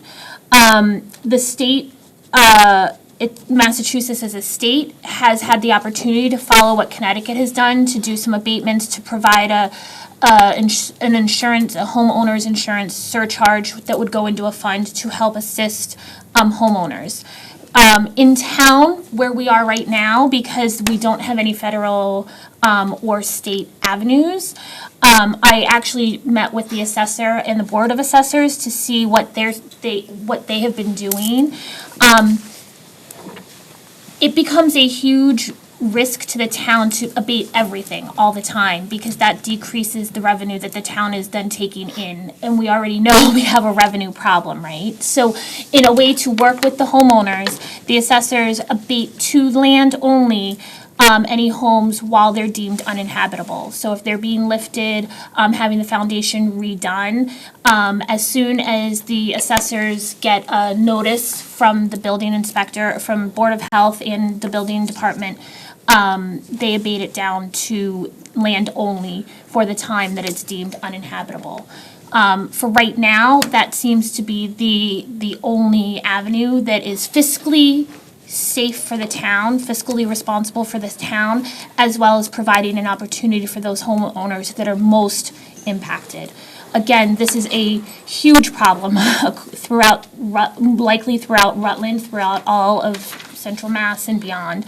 So it needs to be an ongoing advocacy piece at the state and federal level, as well as being mindful of what the impacts are at the municipal, on the municipal side as well. Harry? Leah did a great job describing it. You did, thank you. We've contacted the legislature as a board. We've asked for their help. We're trying to figure out if it's anybody's problem at all, because it was the material that was used that was approved by the state. So the state really should be the ones who step in. I consider this problem we're having like a hurricane or nor'easter that has devastating effects. The Fed should step in, declare a disaster on it. The state should step in. But so far, there's not a lot being done. And I feel really bad for these homeowners. I don't happen to be one, but I really feel bad for it. I mean, small, if CPA passes, we could see that if there's a way to give them 100% exemption so they don't pay any extra tax on that. You know, why, even the land, if they're not living there and they're not doing anything, why would you even tax them on any of that stuff? So maybe through CPA, there's a way that we can help a little bit on that. Because right now, there's not a lot the town can do. Okay. This will be the final question for the selectmen. And then I may give you a couple things to think about for your closing statement of other questions that I have that we can possibly tie it in together in the essence of time. This is going to start with Peter. Could each candidate comment on the town's professional staff, including administrator, planner, and conservation agent, which the current Concon declined to hire, and on your role as a select board member relative to these paid professional positions? Thank you. I feel very strongly that as a town where we are in our growth with 10,000, almost 10,000 residents, that we need to professionalize. We need to professionalize our staff. We need to empower our professional staff to do their jobs. It was years ago, I don't remember off the top of my head the year, that town meeting voted to establish a town administrator role, and I believe it was 2014-ish that town voted to fund that position. Since that position has been funded, it's continued to be funded, and at a professional level. Town has voted to professionalize the treasurer-collector and make that an appointed position from an elected position. At the most recent town meeting, the town voted to do a similar action with the town clerk position. So the legislative body, you all have made those choices for some of the staff. Mass General Law, the scrutiny that communities are facing now more than ever, I think really point to having professionals in roles, in department head roles. A planner, I would say, first, in conversations with a number of different groups of people, some of the growing pains that Rutland has faced have been because there wasn't a planner in place during those years of rapid growth. And it's not to say that it was going to stop the rapid growth, but it was going to potentially provide avenues or opportunities for the town to capitalize more so on infrastructure upgrades or repairs or buildings, the implementation of infrastructure. Also, it could have been just more strategic, more densely populated areas versus keeping some of the more outskirts and wider open and prevent some of the sprawl. So I think a planner is huge. Since I've been on the board, have been arguing that conservation needs to have a significant piece of attention in Rutland. We know that we know Rutland is a very wet community. We have a high water table. We also know that a majority of the still developable land is wet. It may not be wetlands, it may not be, but we have no avenue right now outside of the Conservation Commission, which is appointed board members. They don't have to have any specific qualifications. That we owe it to have a professional in that role to ensure that we're being true to that conservation piece. Part of what we hear is we want to maintain that small town feel, and the resources that go along with that, and that is one way to see that. Harry? I'm not sure what your definition of professional is. Does professional mean you have to be college educated? Or does it mean that you have to have 15 or 20 years' experience in your trade? Is that a professional?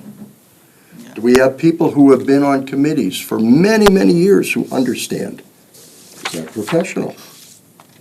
So you got to really look at the town, as far as I'm concerned, we want to upgrade the professional, yes, but I think we have a lot of professional people in this town. We have a professional DPW superintendent or director. He's been there a long time, he knows everything. We had a professional treasurer collector. We have a professional clerk, as far as I'm concerned, town clerk. So I'm not sure what the definition of professional is, if you have to have a college degree or be educated, I don't know. Because I think this town does have a lot of professionals to it. Are there certain key positions that we need to hire a different type of professional or level of professional? I think absolutely. But overall in the town, I would say when we commend the staff, we're commending these people who are been here, been involved, and are doing their job properly. I would consider them professionals. Could you read that thing to me again? Could each candidate comment on the town's professional staff, including the administrator, planner, and conservation agent, which the current Conservation Commission declined to hire, and on the role as a select board member relative to these paid professional positions? Okay, I think that we hired a town administrator to do his job. We have a planner who does his job. As far as Concom, I'm not sure Concom had the authority to hire. They have the authority to recommend, but the town administrator hires, not them. I believe there was some discussion as to whether they thought the town administrator was asking for money from one of their funds, and they weren't sure, and they asked for legal advice. From that, apparently, I guess it morphed into they weren't going to hire anybody. But they don't have the authority to hire. They can recommend, but the bylaws state the town administrator is the only person that can hire in those situations. So, as far as, yeah, do I think this town is professional in many ways? Absolutely. If you've moved into this town, you've moved into a good town. So we are making some upgrades. There are some things we're going to do. Paul? I think what Harry said, I agree with. And I haven't been on the board long enough to know anything. I haven't been on the board, so there's not much I can say because I don't know much about what's going on. But it sounds like what Harry says is pretty good. And I have to agree with that. And I don't think I could add to it right now. So, thank you. I'm going to read the comments. I have a few cards here that I haven't been able to get to, and I'm just going to read them to you. So if you can tie it into your 1-minute closing statement, you're welcome to take notes. I prefer not to read these all again to it. So, if we don't pass the CPA Preservation Act, how would you propose to fund much-needed building updates and/or rebuild to be more handicap accessible and functional for the town, is one question. Next question would be, what is your opinion on the preservation or open space? What should the town have as a role? Do the seniors, both current and future, need and deserve a new senior center? What is your opinion of the Wachusett Regional School District budget? If you believe the school deserves less money, where should they cut? With the growth of Worcester County and rising real estate values, how should Rutland prepare for the succession of the region? Are the questions I would like you to think about as you put together your final statement. I will ask Leah to start when she's ready to start her 1-minute closing final statement. And then I'll let Harry go second, and I will let Bobo gather his thoughts third. Thank you. How many items were on there? 6. So 6 divided into 60 seconds. Okay. Right there, we're using some of your time right now. Sorry, you're out. Thank you all for coming out and for the questions. These are intense questions and really well thought out and important questions. I've touched on a few of these. I'm going to try to fly through the rest. If CPA doesn't pass, how to fund repairs? I think that there are some grant opportunities. Whether CPA passes or not, there are a number of grant opportunities to upgrade some of our buildings, especially on the handicap accessibility piece. Otherwise, I think it would be a conversation to you, the voters, and the townspeople as far as a debt exclusion and packaging a debt exclusion that would then fund those projects. Once they're funded, that falls off. So it's not a permanent increase to your taxes. For the opinion of open space, I think open space is important. I think town needs to be thoughtful as to what parcels, if any, they're looking to obtain, that there needs to be some true reward value piece of it to the town.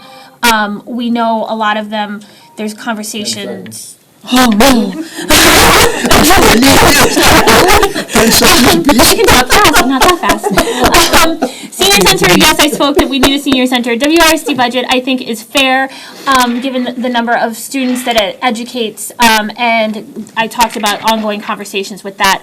Worcester County regional growth is something that we all need to be mindful of, and I think Rutland could really capitalize on that as we see kind of Worcester City expand out and certain areas become more economically sound in the city, and people are looking for a place to raise their children. I don't claim to have all the answers, guys. I don't. I'm certainly not going to get it right all the time either. And I appreciate the dialogue, and I appreciate people calling me out when they think I messed up or they don't agree with me. That's totally fine. That's why we're in this.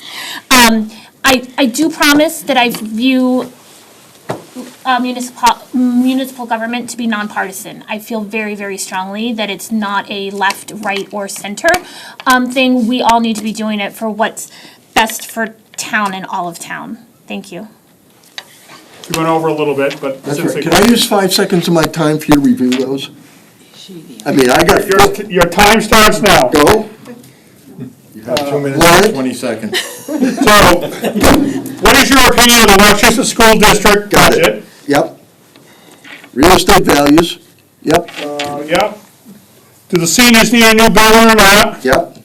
What's your opinion of preservation or open space? Okay. CPA, how would you fund some things if it failed, Yep. I believe? Okay. Quickly, if CPAs fails, well, we'd be in the same position we're in now. And that is, we gotta figure out a way to take care of our stuff. Could be using special funds, we could use our rainy day fund, we could borrow money for it, but I'm sure the town administrator, the finance committee, and the board will figure that out as we go forward. As far as senior center, well, I guess the group I belong to, I would say it's very important. I've seen it, I've seen the people there. They have given lives to this town, they have given their energy, their money to this town. I think they deserve better than we're giving them right now, and I would do something about that. As far as Wachusett is concerned, we're kind of held captive by them. We don't have really an idea of how, unless the towns vote not to approve the budget's approved. When I look at Wachusett is return on investment. If I'm paying you $18 million a year, what am I getting for my money? How good are the kids being educated? How many's going on to college? How many are going on to trades? What's happening down there? What kind of students are we graduating? That's the way I look at my money for Wachusett. As far as real estate values are concerned, as everything goes up, your taxes go up, the houses are better, you come away with more money. I can only say that in my life as my business, one of the concerns I always have is a crash in the housing market. We have been doing tremendous lately. And I've known some retailers that have cut back on the amount of houses they're building, the size of house they're building, or not building at all. And if you look at professionals, you read the New York Times, the Wall Street Journal, they're all saying that this can't continue. So what happens to our town budget? What happens to the real estate values for the taxes if this doesn't continue to increase? That's a concern I have financially going forward. Thank you. Bobo? What Harry just said at the end there is, the only thing to try and cover that is get businesses in town. And then, as far as Wachusett, we'll find a way, I guess, work. And, we do need a new town hall and bathrooms anyway, so the old people can sit down. And, I don't know what else to say, I just gotta make more money for the town, you just have to make more money. Then we're not gonna make it. And, we've just been spending too much money. I've been here a long time, and we used to have a lot of money, you know, and we used to be able to make money on our money. And then it's turned around the last 20 years, big time. I didn't like it, and I still don't like it, and really, this board has never done anything about it. I don't think. As far as I can say, I can't see it. And I'd like to improve all that stuff, if I can. I mean, I gotta get along with the members on the board to agree together, which I'm easy to get along with. I always listen. The only way you get ahead in life is to listen and ask questions. And that's all I can say, and I love you all, have a good night, I guess, and be sweet. Well, I'd like to thank the three selectmen for taking time out of their busy days to be here, to give us their opinion. I thank you as an audience of the questions that came forward for the selectmen. I thought they were great questions and well across the board. I do appreciate you taking time to do that. We'll take a brief break if these selectmen would like to get things underway, and I apologize, I don't know nearly as much about this position as I did the last position. And hopefully these two fine gentlemen can educate me as well as the people that are here a little bit. Did a good job. Am I under the impression that you are a current member? Yes. Brett? All right, so Brett Beardmore Yeah. is a current member of the board seeking re-election, and Richard Randall is a wannabe of this board and willing to help. Yes. So we're gonna do opening statements. We'll give you a full 3 minutes. If you'd like to use a little bit extra, you're welcome to. Try to maybe answer some of the questions that the people are gonna ask and go from there. We'll let the incumbent go first, please. Thank you. Hi, everyone. My name's Brett Beardmore, and I'm up for re-election for the school committee. I've been on the committee for the past 3 years. Some of my accomplishments include the superintendent search committee in 2022. I served on this subcommittee to help find and hire Dr. Riley, and I think he was an excellent candidate. He's done an excellent job. Really proud, really exciting. So, you know, if you want to talk about how to start and add value immediately, why not start with hiring the new super? You know, it really set a tone for me, and I hope to continue that. Updating bylaws, I helped update the bylaws for the school committee. Facilities, so we've adapted an unofficial motto of a foot in every school. So the subcommittee is walking each and every school in the district every year. We're touching feet, and we're looking around, and we're checking things. So when we're talking meetings, we're talking about the Glenwood playgrounds. I understand the shape that they're in. I understand what they need, and I can talk about it, and I can make sure that they get the improvements in what they need. I've also been the Simcoe rep for Central Tree 1 year, and Glenwood 2 years. Really an exciting opportunity to be part of Simcoe.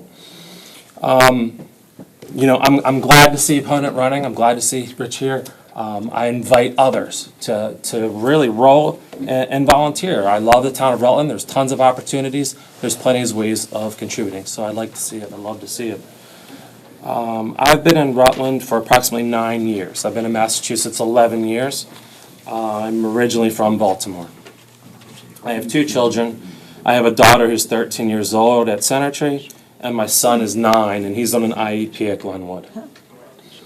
I am a biologist.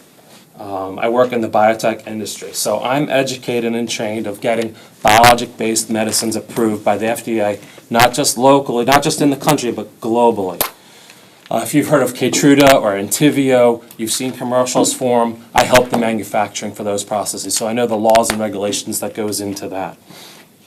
I hold an advanced degree, a Master's of Science in Biotech from Johns Hopkins University. I hold a certification with an active membership. It's called Regulatory Affairs Professional Society. Basically, it's an organization that basically helps keep experts sharp in the subject matters of the industry. Throughout my life, I've been told that, two of my biggest traits are helping others and my positive attitude even in the toughest situations. I think this has carried me through the last 3 years, and it's something that's really going to help when times are tough or meetings are stressful. It's really important to be grounded and keep a main solid perspective. I want to take a minute and thank Sherry Haber for encouraging me to apply and to be a part of this opportunity. It's been an amazing opportunity. The people I've met, the relationships I've built, how I've added value. I've learned so much about our education and school systems. I'm going to carry it with me throughout the rest of my life. It's been such an amazing opportunity. I had no idea how much it would touch me. Kamara, I wanted to say thank you too. It's been an awesome journey with you the last 3 years. I want to wish you the best of luck with the bylaws. Thank you for keep volunteering. It's so important. And I hope to see you back in school committee in the future. Yeah, thank you. Thank you very much. All right. Rich?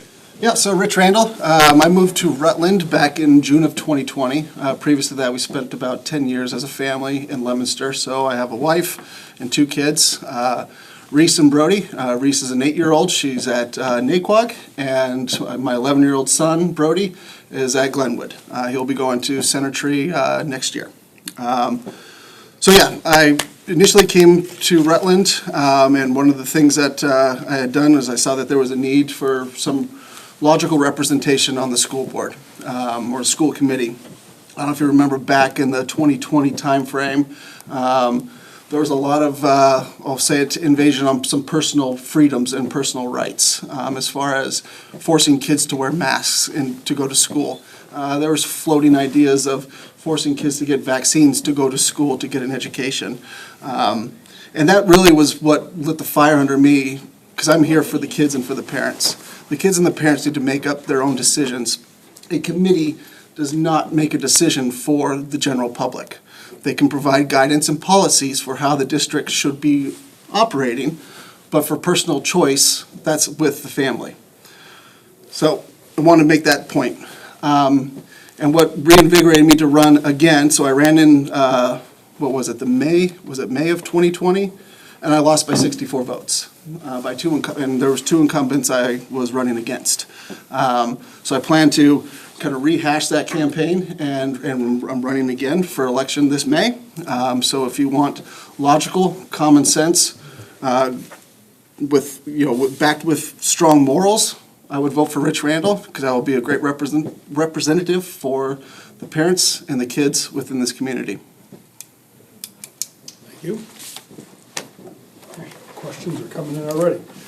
So while I review these questions, we're going to start with the first question. We'll start with you, Rich. So the Rutland Ag Commission has worked for a number of years of wanting to get a greenhouse at Glenwood School in the past.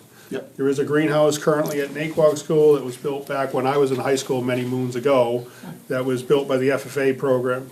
The Rutland Ag Commission, through some funding that we had received from townspeople here in town, we're fortunate enough to going to be able to place a greenhouse, portable greenhouse on wheels at the Glenwood School. And so we're in the process of getting in communication with the teachers again, but also with the district to make sure that the district is okay with it going in, and then talking to the townspeople there. Just curious of your opinion of ag education in the Glenwood School. So I think it's very important for young student minds to learn outside of the classroom, right? I grew up in California. Probably should have set some context. So I grew up in California, spent 22 years there, and it wasn't your booming industrial California town. We had horse trails instead of sidewalks. We had foothills instead of million-dollar mansions, and so and there was a lot of wildlife, around us. And so using that kind of theme, right, is kids learn and they adapt well to new scenarios and learning about, the hands-on, right? Getting dirt underneath their fingernails, right? Learning how to plant and to prune different types of vegetables or fruits. So, I mean, in general, I support 100% a greenhouse to use as an educational vehicle for young minds and students that are interested in that, right? I don't think everybody needs to go to college, right? I think learning a trade and becoming specialized in a trade carries just as much value in some cases as somebody with 3 to 4 degrees. Everybody adds value in their own way, right? And without our farms, right, we don't have food on our tables, right? So 100% support. Thank you. Right. Yeah, I agree. I agree fully that hunts to support the portable greenhouse at Glenwood. The board had talked about, and Harry had talked about return of investment, so I think that's exactly how you would want to do that. You teach the students, you give them a skill set, and they hopefully will stay in Rutland and continue to teach and share that knowledge that they build. So I see that as a win-win. I don't see any burdens or problems with that. The only challenge that I could really think of off the top of my head would be curriculum. So just talking to the school systems about integrating it into the curriculum. But again, as Rich said, it is a great way to hands-on learn. Thank you. It's the best way to teach kids. We went there and met with them, just to give you an FYI, a little bit of a plug for Rutland Ag Yeah. Commission. We went there, and we had gone there multiple years ago, 3 or 4 years ago, to have that same discussion. A lot of the same teacher and the principals are there. The Department of Food and Agriculture here in Massachusetts has an ag education program that's part of curriculum that has going on there. There's a lot of interaction there. The teachers were well received at a morning tea. It wasn't a Muffin Monday with the teachers, but it was something like the Muffin Monday with the teachers, and they were very positive about it, so they were very excited about that. And there's a lot of curriculum there. First question, we'll start with Brett on this first question, and what is your understanding of the purpose and purview of the school committee?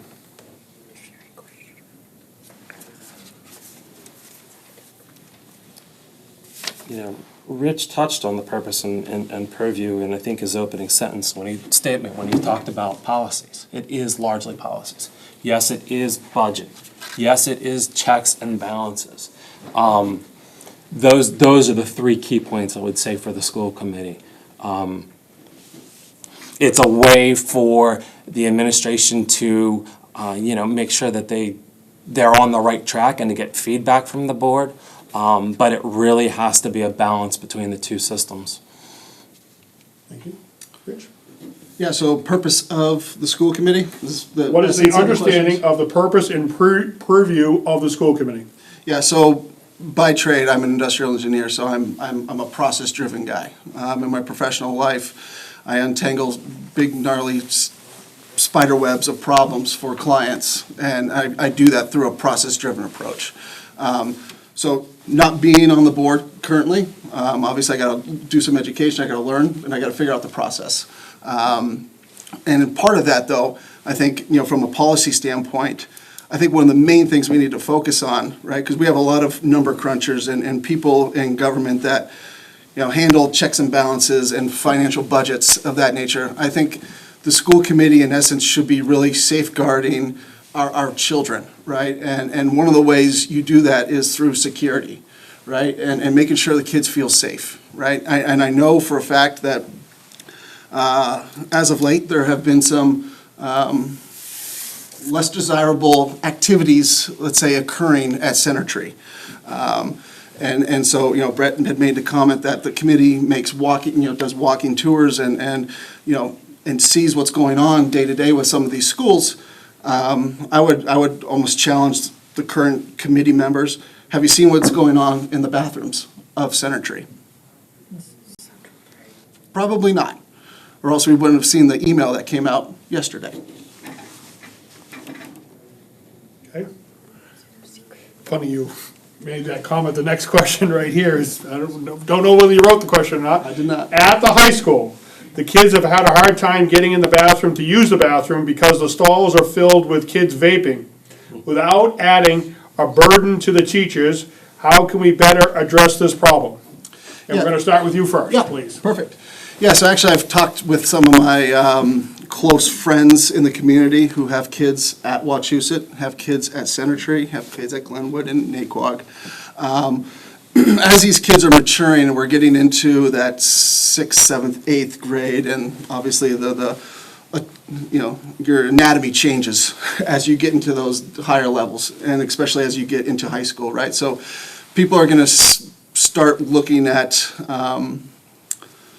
ways to, trying to think of the best way to phrase this, right? They're going to be looking for, how can I get this nicotine fix at school? How can I get, I'm allowed to smoke marijuana at home and my parents don't care. How can I get that fix at school? That's unacceptable, right? That doesn't belong within the school campuses.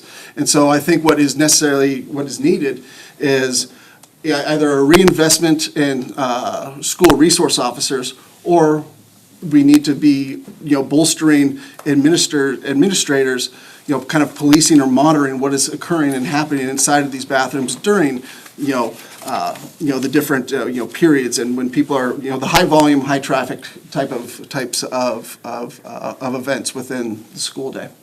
So monitoring or reinvesting in the student resource officers. Thank you.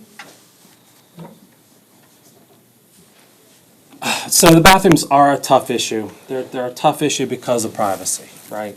I know that the middle school has put in things like sign-up sheets. I know the schools have teachers, standing and watching them. I know the question said, don't burden the teachers. But I think that's the balance we're looking for. I think it comes down to holding the students accountable. And the way you do that is by tracking who's going in, who's going out, how many times, things of that need. Because you're right, I think that students at the high school age can be more disciplined with their bathroom usages. It doesn't have to be an open invitation. It doesn't have to be a revolving door, if you will. So I think there is things we can do to hold the students accountable, and I think that's key. If I could just follow on, because I agree 100% with the accountability on the students, but Yeah, especially at the high school level. I think there needs to be more accountability at the house, right, and with the parents, because Yeah. your children are a product of what is coming out of your household, right? So if there are loose laws, so to speak, within the household, and like the, dumb example I gave, where a student that's in high school is allowed to smoke marijuana at home, maybe there needs to be some checks and balances at the household as well. The parents need to also be held accountable. Sure, and there was just a demonstration on marijuana. We just did it. The school just put a night where we did talk about marijuana at marijuana school. So Good. they are addressing it. They are talking about it. The discussions are happening, and I would expect more. Thank you. Yeah, yeah. Being that the school committee is separate from the town, do you have a position on who you represent? Town or school? It comes to me first, right? No, I think it's, does it? Sure, go ahead. Unless I you mean, feel I have a it. preference. That's fine. So we're running for town election. Who are our voter base? The community, right? So trying to think of the right words to use again here, but, I stand by the community, and I will represent the community, the parents and the children. I ask myself this question every time I go into a meeting. It is a very challenging question. Yes, I represent the town, but I do believe that the school and the education does take a high priority. I do lean towards that education part, because it's, again, the select board talked about making sure that the highest education, the kids are getting the highest needs, they're getting the needs met. And that's really where I sit, is with what the students need. So I want to make sure the students get what they need. So if it comes from the school side, it's fine. If it has to fall to the town side, that's fine. But I really put a purview on the education part. All right, we're starting this question with Brett. What are your feelings on the current special education program, and what improvements do you think are needed?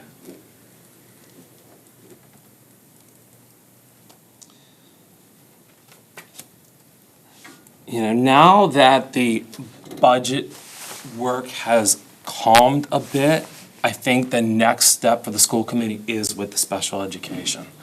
I really hope that the focus from the budget, we can put more energy now into the special education.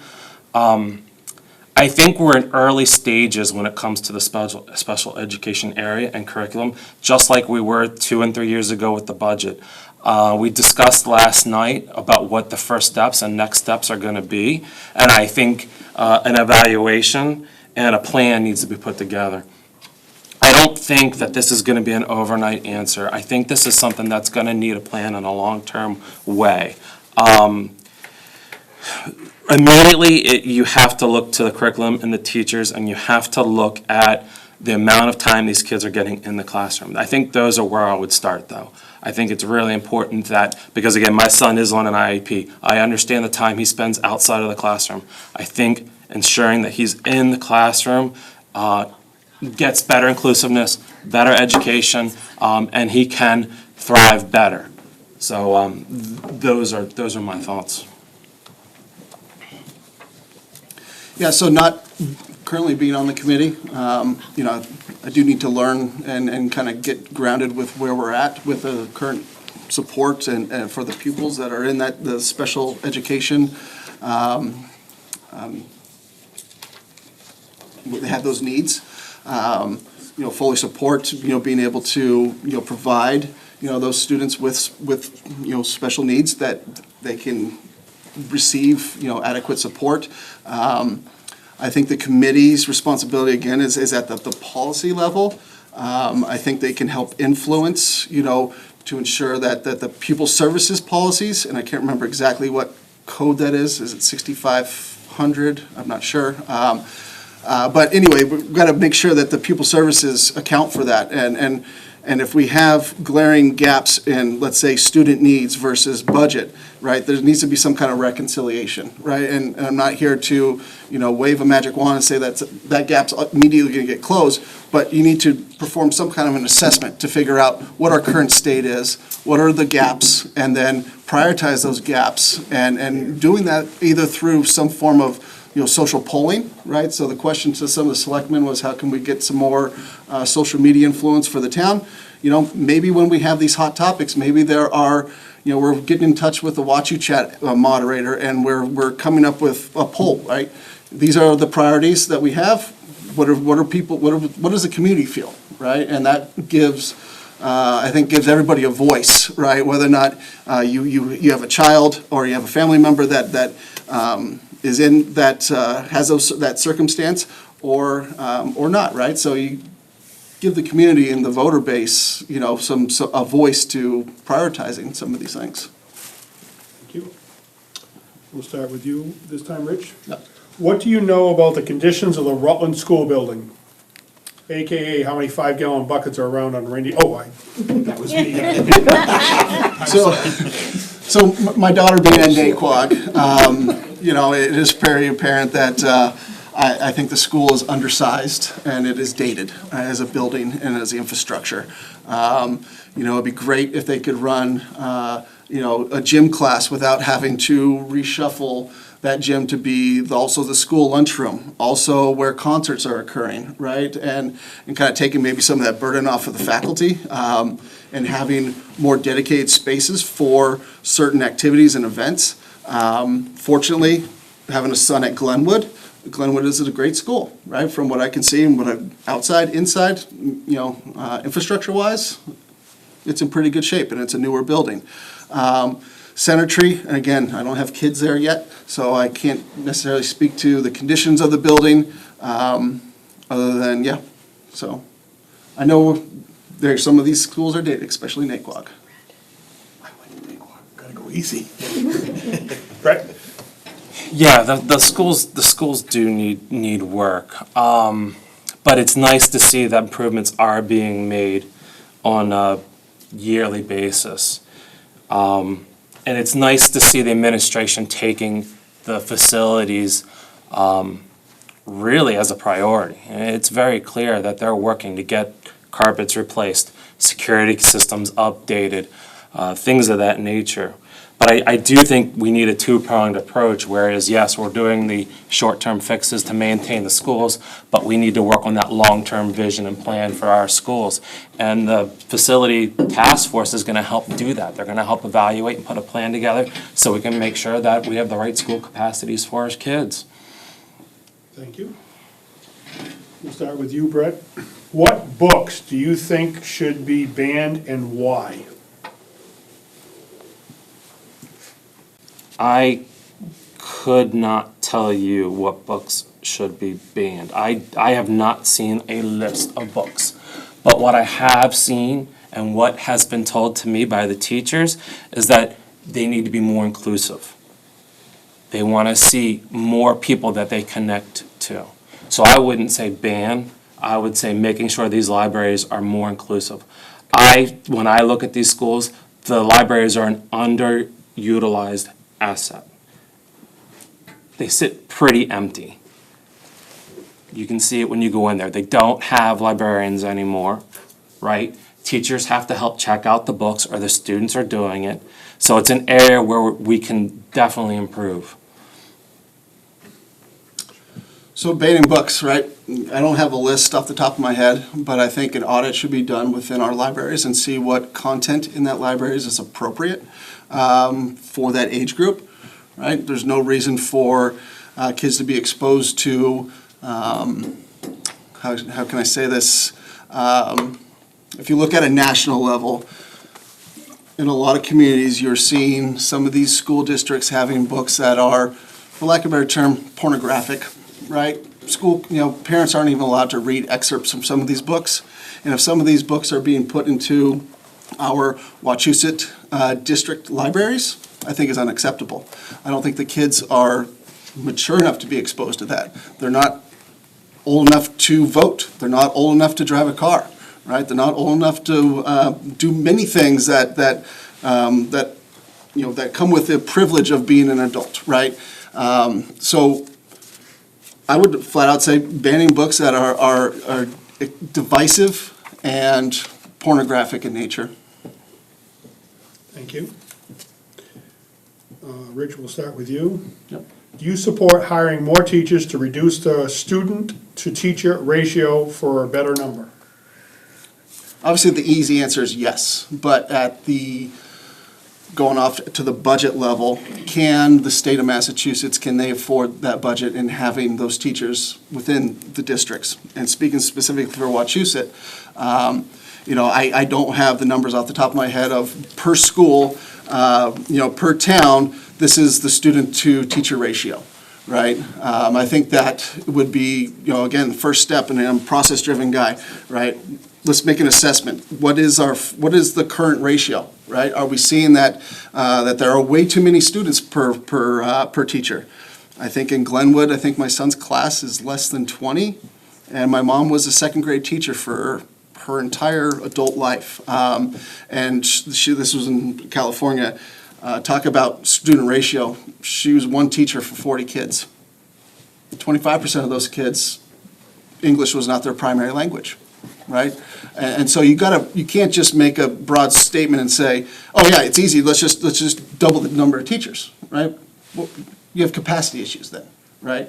You don't have enough classrooms, right? So that comes down to the infrastructure, right? And so you can't just easily say, yes, let's add more teachers, because the teachers can't share a classroom, right? So there are consequences with saying yes, and there are consequences with saying no, and before you can make an informed decision and come up with a plan to this, I think you have to do an assessment, figure out where are our high ratios of students to teachers, right? And asking those teachers, is this really impacting your ability to deliver a quality education to your pupils? Thank you. Brett? Yeah, I do agree with Rich that you have to be efficient when it comes down to your student to classroom size ratios. It varies. It varies per grade, per classroom, and it varies from year to year.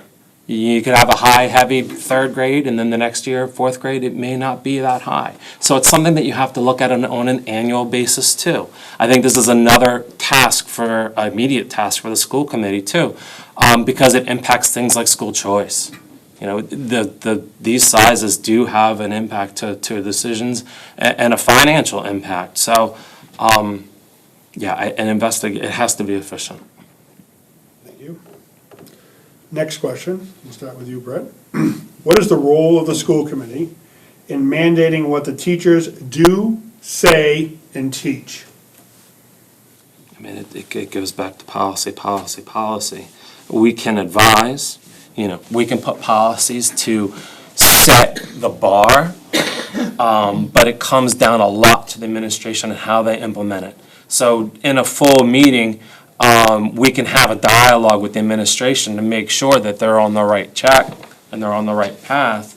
But we really rely on Jim when he's doing his meetings with the teachers, when he's doing the walkthroughs, when he's our key point to making sure that there is equality across what the teachers, what they do say and teach. Rich? Yeah, so again, like I said in my opening statement, the committee's there for policy and making some, let's say, some guardrails, right, for how the district should operate. Ultimately, the committee, in my opinion, shouldn't have a say in what a teacher says or what they teach, because that was part of the question, right? What they say and what they teach? Do, say, and teach. Do, say, and teach. So, and again, I think we have to have standards and we have to have morals, right? And so I'm not a fan, let's say, of a teacher coming to school and, let's say, let's look at the sign of the times, waving a Hamas flag. That's inappropriate, but that shouldn't be at the committee level. That should be shut down before that teacher enters a building. If we're talking about the education that they're delivering, the curriculum is not mandated. The Department of Education makes some suggestions of what curriculum should be. The district then implements that curriculum, right?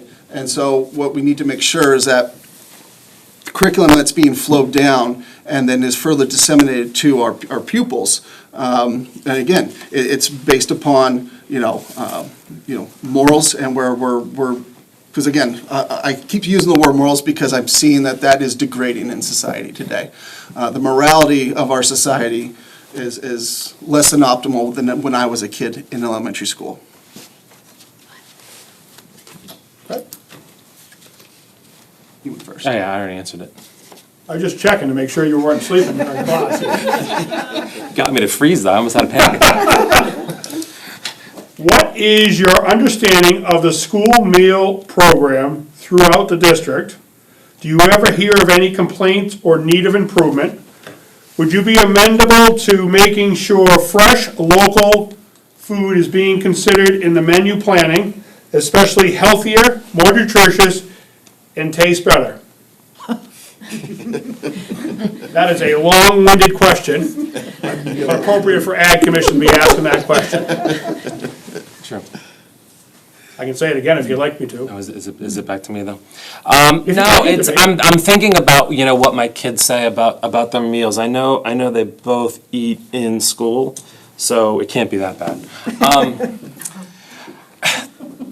I want to commend how the school meals have been subsidized through the state. I think that's huge. I want to start there.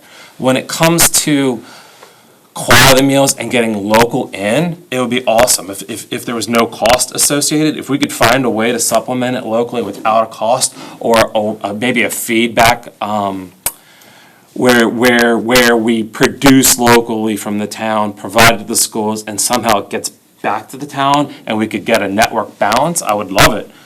That's just me brainstorming and thinking outside the box. That's how I would try to approach something like that. I think that's the challenge you have, is balancing, again, cost versus quality. And unfortunately, we have to have those hard discussions and hard decisions because you're feeding a lot of kids. But yes, we want to make sure they have quality food. So I feel for the question, 100%. Yep. Yeah, so I know the subsidies for the school lunch program, which I think is great, because I know there's families in our community that are struggling, especially in our economic times right now. So I think it actually comes in at a really nice time where we have the state providing some financial relief to families. As far as the quality of the lunches go, I would say between my two kids, 50-50. I'm making home lunch in the mornings 50% of the time. That's because either the chicken patty was pink in the middle the last time my son had it, or there was a hair on it, so he's now scared of the chicken patty meals. My daughter had a bad encounter with the yogurt smoothie meal one day. So again, yogurt smoothies on the menu, never gonna do that, right? And my kids are not picky eaters. They will eat basically whatever I prepare for them, or what my wife prepares for them for lunch, breakfast, or dinner. I will say, though, that the sourcing alternatives, the part of that question of looking at things more locally, I think is a great idea. Fundamentally, can it work with the financial bounds? I don't know, but we would, I think looking into pursuing locally sourced, food for our kids is great, because I think nutrition as they're developing, like nutrition and sleep and having a safe home life are probably the three tenets that are going to have a healthy child after they get, once they get out of the grade school, right? And so, yeah, I agree. I think that, the subsidies are great. Sourcing alternatives would be a good priority to look at to see if it's feasible. Yeah, and I think overall quality, I think it's hit or miss with the child that you speak to. May I add? Yes. So I got it. So we'll put a greenhouse in every school. The kids will grow the fruits and vegetables, and then they'll serve it at lunch. There you go. Amen to that. There you go. I guess one last qualm that I hear from my side, my son loves milk. He's an athlete. He likes big, strong bones and the calcium that comes from milk, right? So one of the things that ticks him off, and I put money in his school bucks account, is if you sign up for the school lunch, you get your lunch and you get a milk for free. But if you bring home lunch and you want a chocolate milk, or you want a 2% milk at lunch, 65 cents. So he comes to me, that doesn't make sense, Dad. Why, if I want a milk, which is better than a juice box or, let's say, some kind of a sugar-infused sports drink, how come I can't drink a milk at school and I got to pay 65 cents? But these other kids, they get a free milk when they get a free lunch. But I don't like lunch that day. It's hard to explain that. I thought you were gonna tell me the milk was warm. It's fun. I remember as a kid, the school milk was always warm. That was the biggest problem in being a farmer that makes milk. You want good quality milk. Right. So, there. Have you ever spoken to teachers and/or paraprofessional staffing regards how to hold students accountable? Is there a disconnect between the public opinion and administration policy when it comes to a discipline issue within the schools? Can you repeat the front end of that? Have you spoken to teachers and/or paraprofessionals regarding how to hold students accountable? I personally have not, no. Talking about how to hold students accountable, but I think I said it early in my remarks around, it's not just the student that is making those decisions. They have been taught certain things within their home environment in many cases. So I think it's a collaborative type of, I don't want to misuse the word authority, but I think it's a collaborative type of authority that between the school administrators, whether it be the vice principal or the principal, with the teacher that may have reported the issue or witnessed the issue, or the student that had, and that teacher is going to be the proxy. I think it's a collaborative thing, and depending on the severity of the incident at that school, I think pulling law enforcement in at certain times may be a good example, right? When I was a kid, there was a show called Scared Straight, and basically you took juveniles that were misbehaving, that had criminal records, and they put them in a prison, and they got the SH scared out of them by inmates and by correction officers. Not saying we got to go to that degree, but it also, a lot of those kids came out and they straightened up their behavior. So I think it's a collaborative effort to enforce that accountability and so to speak authority. Right. So I have not received any feedback from paraprofessionals about holding kids accountable. I see this as a age-appropriate approach response. So I've done a lot with Glenwood, and they talk to me about a sheet that they have the kids fill out when they're in trouble, and they work through feelings. How did you feel in this incident? How did they feel? How did what you do? So it's about talking through those emotions at that level. I think what you might be alluding to, Rich, is at the high school level and more serious incidents when you do have to reach that level.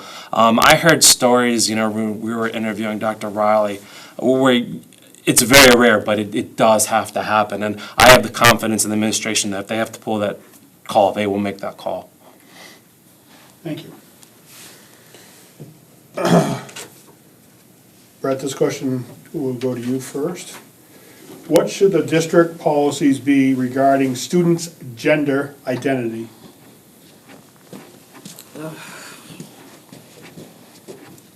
It's a hot topic.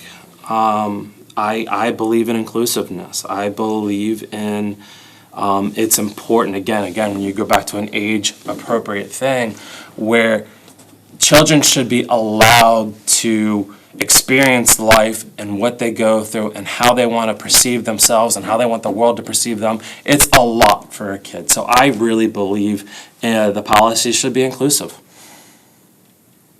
Rich? Yeah, so again, I think this is, as you said, I think this is quite a hot topic.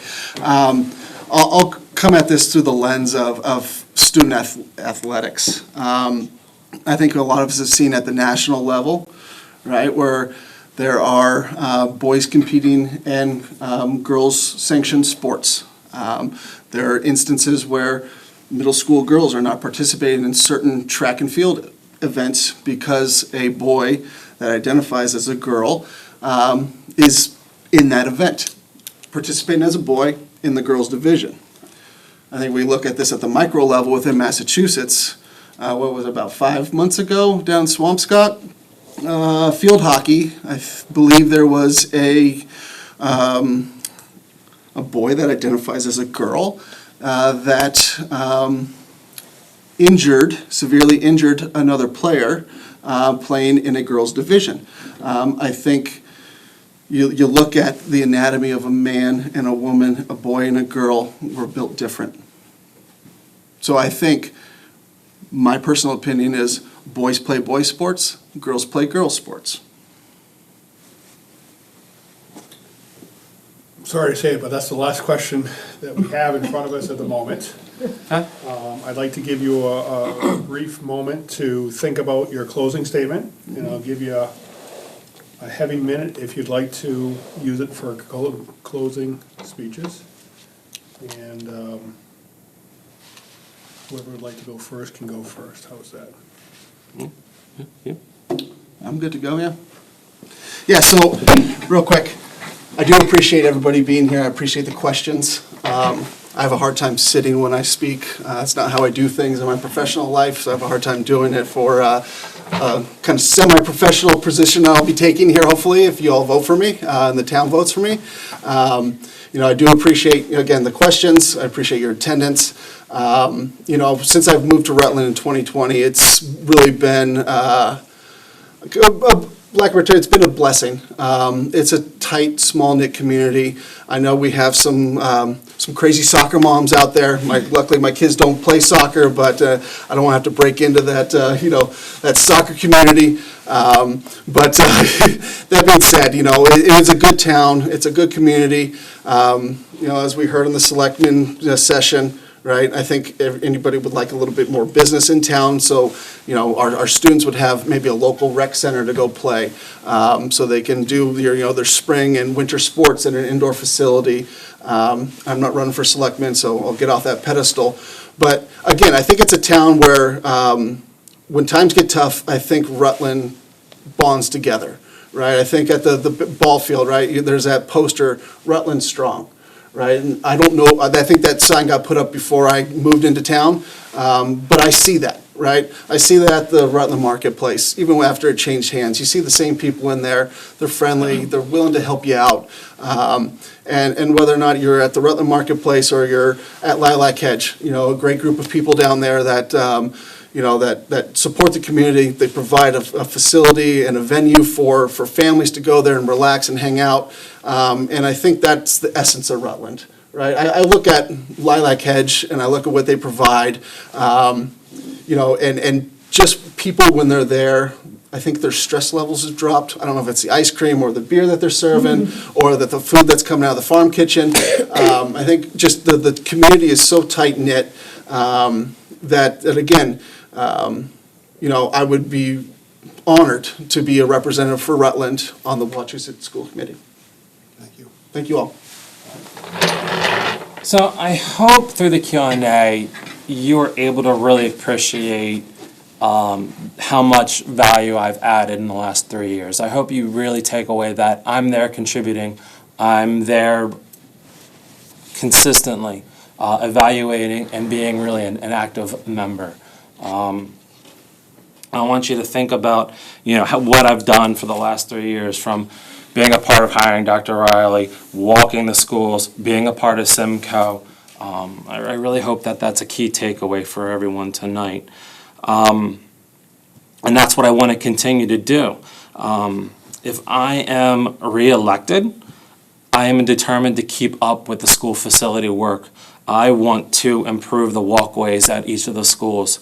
I've talked to Austin about it. I've talked to the facility school subcommittee, and I'm looking to meet with the board in the near future. I don't know if you guys have seen the walkways, especially at Glenwood, but they need a lot of help. And that's one of my immediate goals that I've put on my list. If I'm not reelected, you're going to still see me around town, whether it's bylaws with Kamar or some other way. I'm not going to be a stranger. I love Rutland, and I do hope you'll vote for me May 13th. Thank you all. Thank you very much. Best of luck.